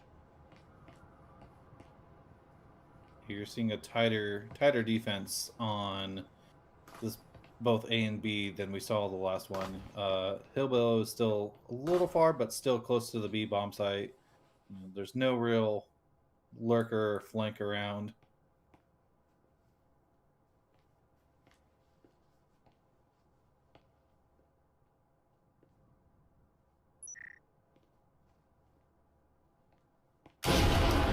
Oh, another double trip situation. I didn't even see that coming. And Brown fella gonna be getting another pick. That's 3 versus 5. It's a rough start here for Legion Praetorian into the second round.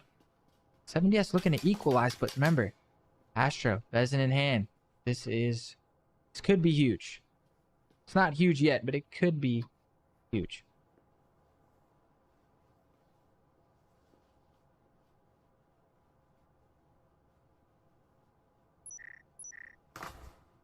Side recovers the stim from his fallen comrade.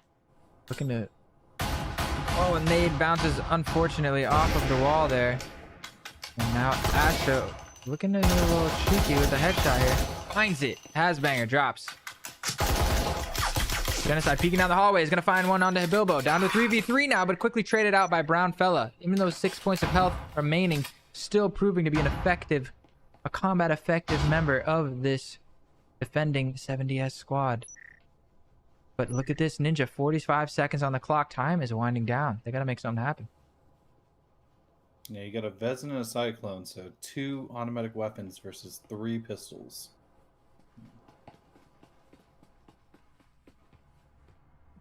You know, EMP in hand. It looks like 25 seconds left. They're gonna be pushing towards the A bomb site. Nice little flashbang goes in. Does manage to flash. Ooh, that McMuffinator there. Oh, and McMuffinator finds the headshot onto Xenon. Now it's all down to Astra. 15 seconds left remaining. I don't think they have the time. They find the first one. 2 left. 10 seconds. Brownfella is quick on the flank. Right in the door. He's going to find it. It's 1v1. 5 seconds left. He's going to be on. He's going to push. He's going to find it. Does he realize? He doesn't realize. He's stabbing through the wall. And that's going to be the round going the way of 7DS. Just on time. Sometimes time's your biggest enemy, Ninja. Yeah, you get that tunnel vision and focus on kills and trying to not to die. You kind of lose track of the time. It's a little harder in breachers because the clock's right in front of your face. So, but you do have tunnel vision. You're focused more on your sights than you are on your ammo count or your clock. So, Yeah, a little different than in the pancake shooters where we know exactly where on the screen. Nothing moves around, right? The clock is in one spot and you can just flick your eyes there at any point in time. Whereas in breaches, it's attached to your gun. You're moving around. Your gun is moving up and down and left and right, and you don't have that steady spot to look at. Perhaps coming to bite them there. But going into the first gun round here, both teams going to be able to buy up. It's tied 1-1. Still anybody's game. This match is heating up. Ninja, oh, I can't wait to see what's going to happen in these next couple rounds. It's really going to set the tone for the rest of this map. yeah, exactly. I do love seeing these 1-1s, though, you know. Right now, I don't want to see, you know, even though 7DS is favored to win this, both from caster's perspective and a community perspective, but I still want to see these close matchups where it's going down 1-1 on the last person, and also these rounds are going alternating, flip-flopping, one win, one win, one win.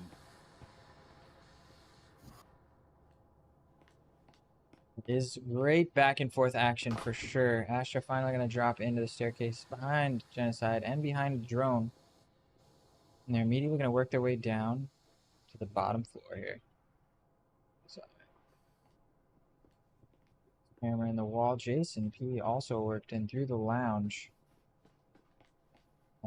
Looks like they're grouping up here in this hallway.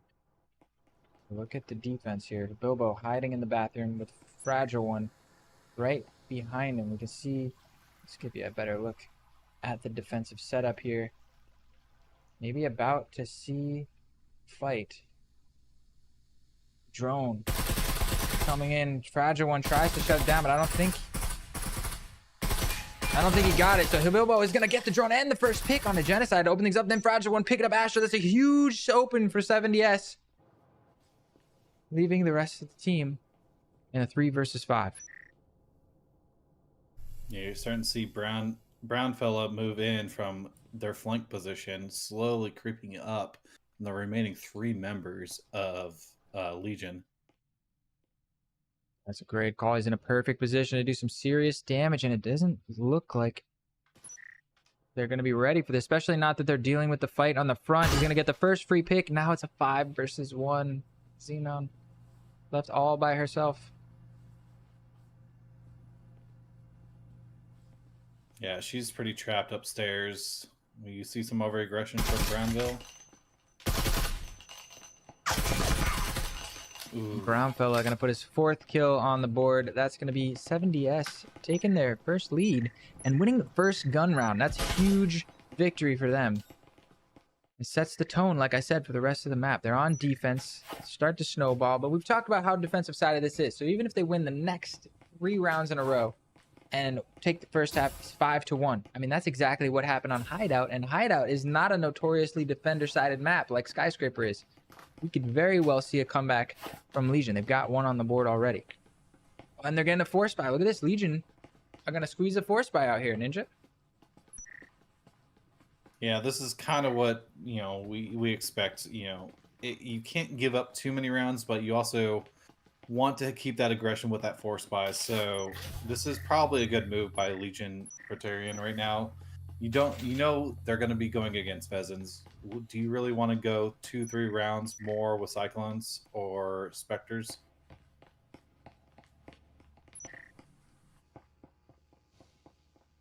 Yeah, I gotta say I respect it as well.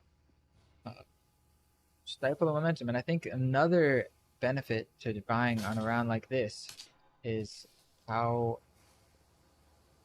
much potential there is for catching 7DS off guard. They might not be expecting a buy here, so they might kind of catch them, you know, on the back foot, kind of trying to play like anti-eco and lazily fight for these kills.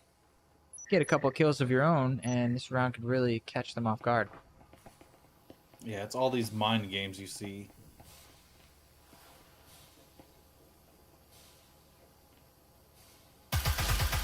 And look at the prediction from a calculator. Bust the window. And it's going to draw out a little bit of fire. I'm sure they heard the repels, so they seem to be aware Yeah, of where the attackers Muffinator read that rotation perfectly. Where are the remaining members? It looks like we're seeing another rotation. Xenon, she's got the EMP out there with fascism. Where is Astra and Genocide? They're on the other side of the floor. Looks like them combined with Jason P are trying to pinch. Oh, they get control of the lobby, but not at the expense of the information. Proximity sensor gives away their permission, their position. Position. Giving away permission to walk down the hallway. Hydra one's head just barely peeking up over that headshot glitch. And you've also got Brownfella hiding in the hallway. Almost finds the perfect timing. Once again, Battle of the Titans. Brownfella versus Astra. We've seen some crazy shots from both of these sides. This time, Brownfella outnumbers, slowly trying to back his way up down the hallway. Is he going to get out? Live. The timing is everything, and Genocide just a split second too late. McMuffinator getting the first pick as Fascism tries to immediately force his way onto that site.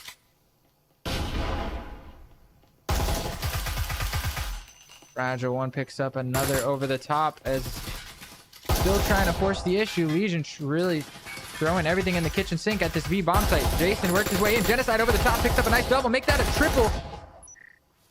And it's all down to Brownfella. On the flank, he gets the first, and Genocide's only got 9 points of health. He didn't see him. He finds the flick shot. Look at this guy go. Brilliant flank timing from Brownfella. We expected nothing less from this man.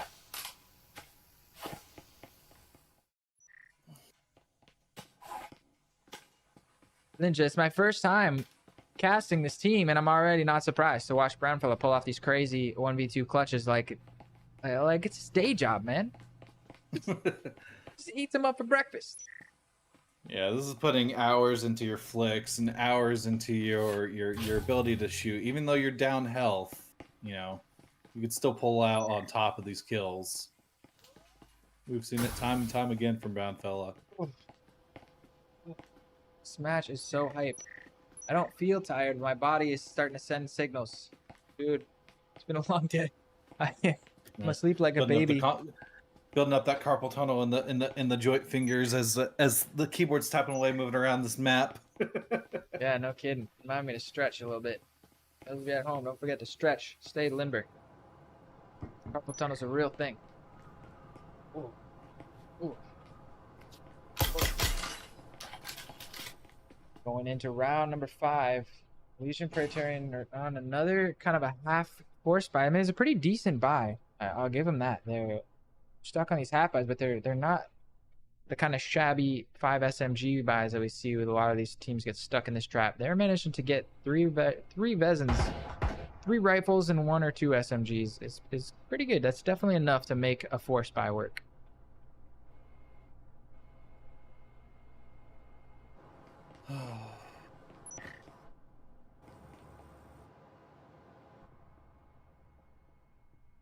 I was looking in the chat, you know, the 70S captain's talking, or co-captain is talking about the hideout match and all the trip mines. And he's planning to school his team on that and make sure he fixes that for season 1. Yep. Yeah. Saxophone is the only way we've died that many times to trip mines is when we had a 7 a.m. game and dropped the ball. That may be a bit of the situation here. Gonna give maybe that combined with also I think the nerves of being in a grand finals match. That's another factor, you know, sleep deprivation, that kind of pressure. These are all factors that can kind of take you off your edge a little bit. But it looks like 70S have stabilized and they're poised. Like I said, this is their map to win, their series to win. But Legion Praetorians still fighting strong. We got the opening pick this round. 5 versus 4 now. They just need to get a little bit more map control.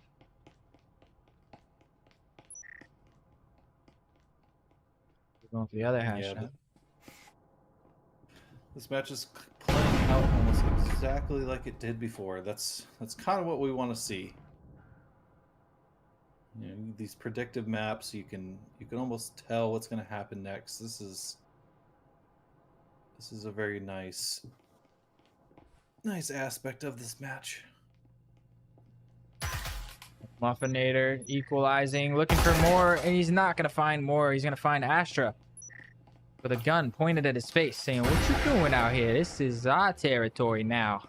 Legion take a little bit of that map control we were talking about, and they're gonna get the foam onto this wall. A little bit of a repeat of the pistol round. Brownfellow once again in the same position. Let's see if now with a rifle in hand, he can be a little bit more effective in holding off this push. They have the numbers disadvantage. He gets a nice little double piece, but quickly traded off.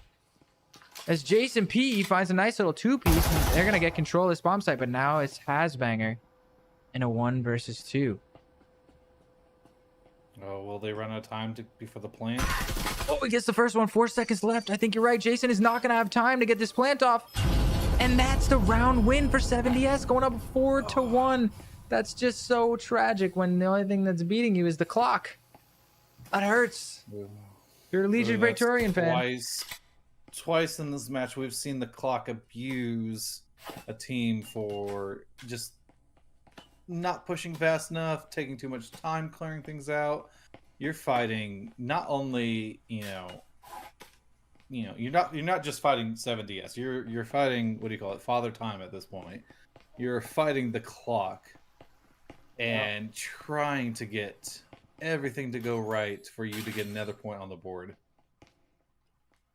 Well, we talked about it as well. You can't kick yourself too hard over a simple mistake like that. I mean, it was a close round. Force buys were starting to work. You got one more chance here on the attack. We talked about how defense, you can bring it back on defense, just like 7DS did on Hideout. Put one more on the board for good measure, right? I would say, obviously, go for that. And whether or not you do, 1 round, 1 kill, 1 EMP plant at a time, just chisel your way back in. Shake it off. Don't let it get to your head. Those close calls, they can be taxing on the mental game.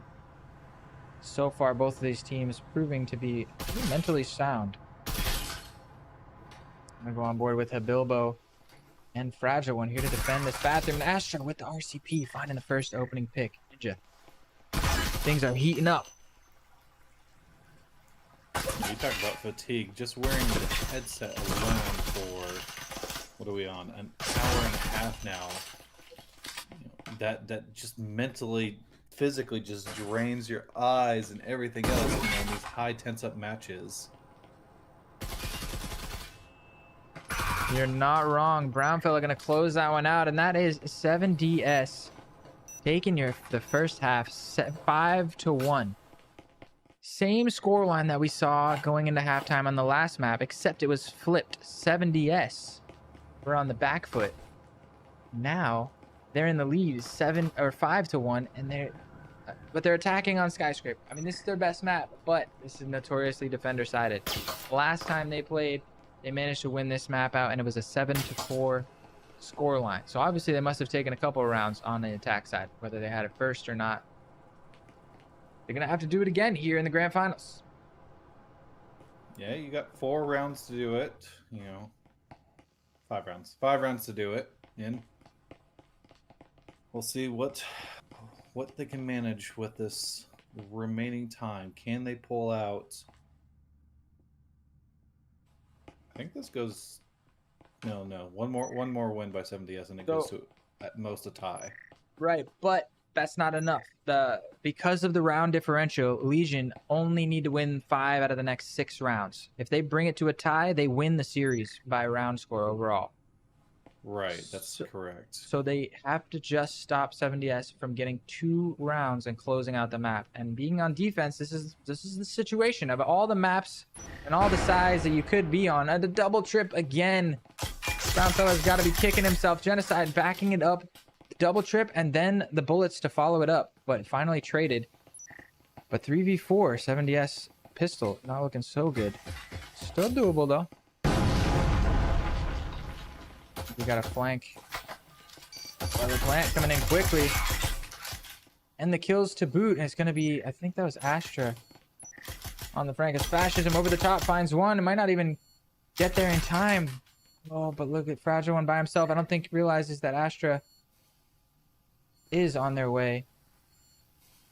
from Yeah, behind. they're and just about to be pinched from every single angle.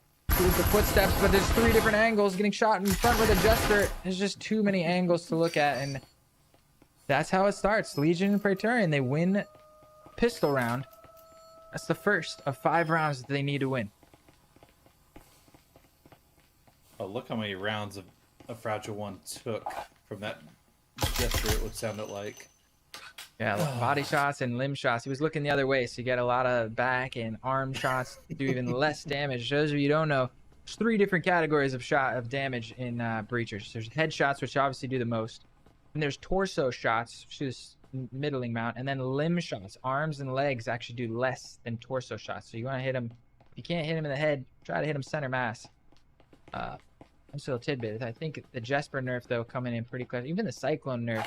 We saw earlier a very close quarters engagement, and the Cyclone managed to get a double headshot from point blank. Brought the guy down to only a few points of health, but it wasn't enough. 1 tap from the Vezin, boom. That ends that whole fight. So, it's the thing. Jesper is, what do they call it? The BB gun. We're seeing another trip mine plant over here with all 5 members. Oh, no. Oh, It's this... not a double, but it's... Imagine if it was a double. We're going to see the swing. Yeah, it's going to be a 5-man swing. It's going to be a lot of damage. Boom! Alright, actually, it was not too bad. Fragile One going to find a pick over the top as well. Oh, if it was a double, that would have been the entire team in 1 breach. Can you imagine? That would have been at the very least entertaining content. Jason P has picked up a rifle this round. Jason P and Fascism both. So Habibo being in this 2 versus 4 are really in a tough spot. And with Astra just harassing from behind. It's just Asbanger now. Going to eventually drop. Seemed inevitable. Legion Praetorian down only 3 to 5 now. And that's what you said. The momentum swing comes back into Legion's favor. Now they're going to get full buys for everything. You know, they got 2 rounds under their belt into the second half. This is what they needed to at least, further the win. They're not even going to look for the tie. They're going to look for the win. They need the win actually for this. Legion can win with the tie. Legion needs the tie. 7DS is the one that needs the win. And here's another interesting about the economic meta that we don't really talk about very much. Now, the 3rd round, if you take a look at the bottom right and left of your screen, look at how much extra money Legion has from winning the first 2 rounds. So both teams got what we call a full buy, but they're only able to afford... Oh, they can't afford 2 stims if Hasbanger wants to buy a stim. But there's not a lot of extra money for utility for the side of 7DS. So they managed to get the rifles, but like you were saying, they're just deciding not to invest into that extra utility. We don't see the grenades, the flashbangs, these sort of utility that are coming out that we saw in our earlier semifinal matches. Meanwhile, on the defender side, they got 3 stims. All the guns they want. Bunch of utility, door blockers, proxy sensors, which you just heard popping off. And look at this fast play. All 5 members in this. Brown fella is getting an opening pick here as well. 7DS are trying to get onto map point. Map and then series point here. Championship point, but not if Fascism has something to say. He sprays around the corner, finds 1, but no more than that. We're down to a 4v4. I want to go on board with Brown fella. He has been absolutely on fire. Blocking down the hallway. Is he going to peek this perfect timing on the Jason? Perfect, just in time to save his teammate. Now it's Astra coming down the hallway. And he picks up Astra as well. And Xenon left all by her lonesome, and that is it. Map series championship point. 7DS on the precipice of becoming your first Asia Pacific VRML preseason champions. Oh. We're getting there. 1 step closer. 3 rounds left. 7DS only need to win 1. Legion need to win all 3. There's no way to extend this to a best of 5, Ninja. So we're getting a winner. We're getting a champion within the next 3 rounds. Oh, our hopes of getting that best of 5 are slowly diminishing every time we we cast. NA Yeah, champions. I I'm don't calling it. NA championship. NA grand finals. any grand finals. All right, That's when we're gonna see it. we'll Calling it. have a standing bet in the chat for just that. Should be like a winning lottery ticket at this point with all the stats, the way the odds are playing out. Well, like I said before, 18 to 18 is only happened 6 times out of almost 500 matches or whatever. A lot of mess. The odds are ever not in our favor. As the Hunger Games quote comes in. Look at it, all 5 members piling quick. They want to end this. They're doing a fast play. Genocide gonna be a little bit too slow to catch the tail end. Now he's gonna be caught chasing the tail of this fast aggression, and it's a reverse play that we saw from the pistol on the other side. Brown fella and Fragile One getting the first 2 opening picks. This is how it starts, down to a 5 versus 2. It's just Astra. It's just Astra. I was gonna say it's just Astra and fascism, but it's just Astra. 1 versus 5. The whole team, the whole world watching. All 27 viewers at home, all 4 members of her team, their team, just done. And Habibo is gonna do it.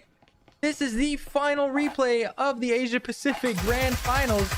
We are going to be crowning a champion, and it is going to be. Hopefully, this is the right team button. 70S, your APAC champion. Look at that beautiful flat screen. What a match. What a map. What a series. What a day of Breachers Ninja. I'm speechless. Help me out here. Yeah, this was a close matchup going through and through. Both these teams are high end. You're looking at the kill accounts from Astra. Brownfellow definitely leading the pack in this map here specifically, but all evening, all morning. I don't know what time it is in New Zealand right now, but afternoon, evening, wherever you're watching from or wherever you're playing from, it has been an exciting matchup.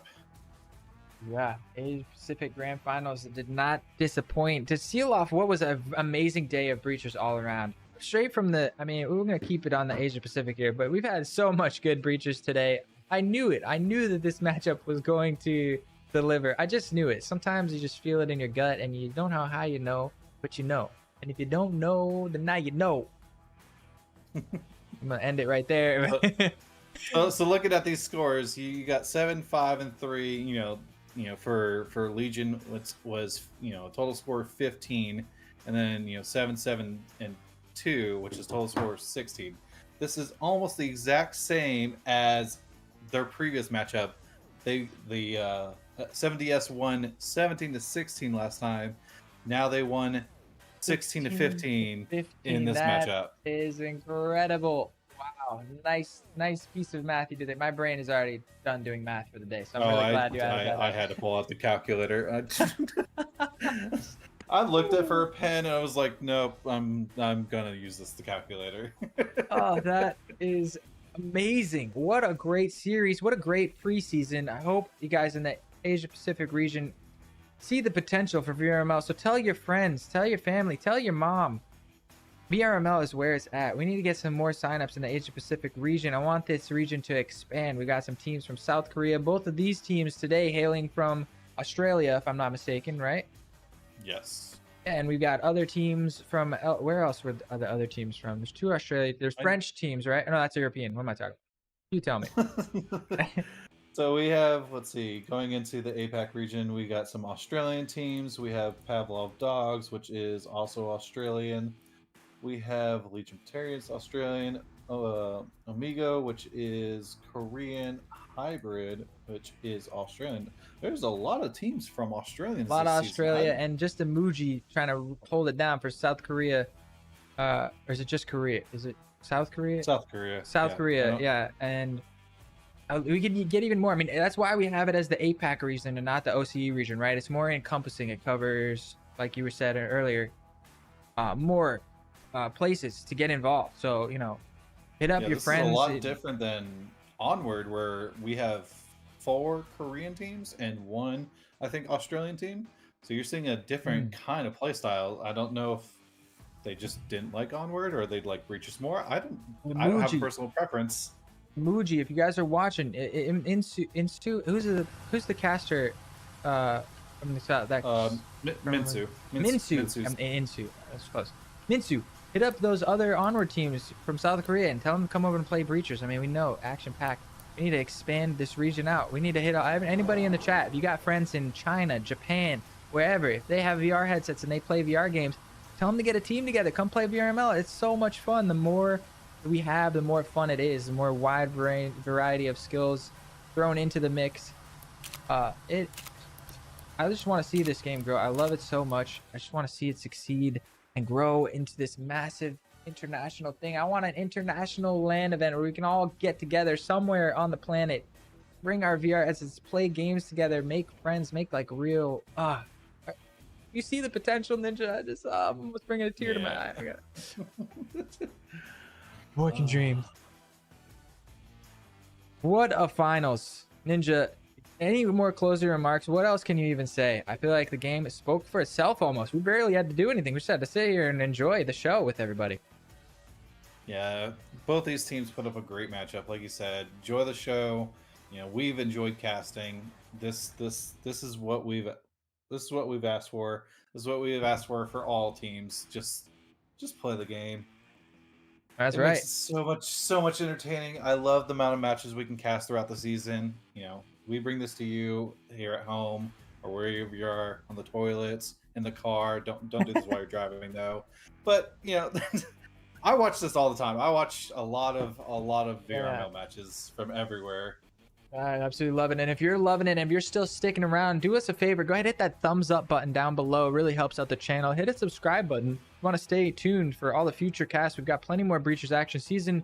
Well, actually, just later today, we have the European finals. It's going to be the third place and the grand finals match. And then the North America, same thing. Same time as yesterday's slots. It's coming up later in just a few hours. Speaking of that, we got to get to sleep, but hit the subscribe button. It'll really help us out. We're pushing towards that 600 mark. It's really big for us. Yeah, and if you enjoyed it, stick around. I mean, check out vrmasterleague.com. One more quick shout out to the sponsor of the Premium HyperX, ProTube VR, and of course, Triangle Factory. Thank you guys so much for supporting the stream. I am Philibus. This has been Ninja Salad. We are going to get some sleep because we got another long day of casting matches tomorrow. Thank you guys for tuning in. I hope you guys enjoyed it as much as we did. And as always, stay frosty.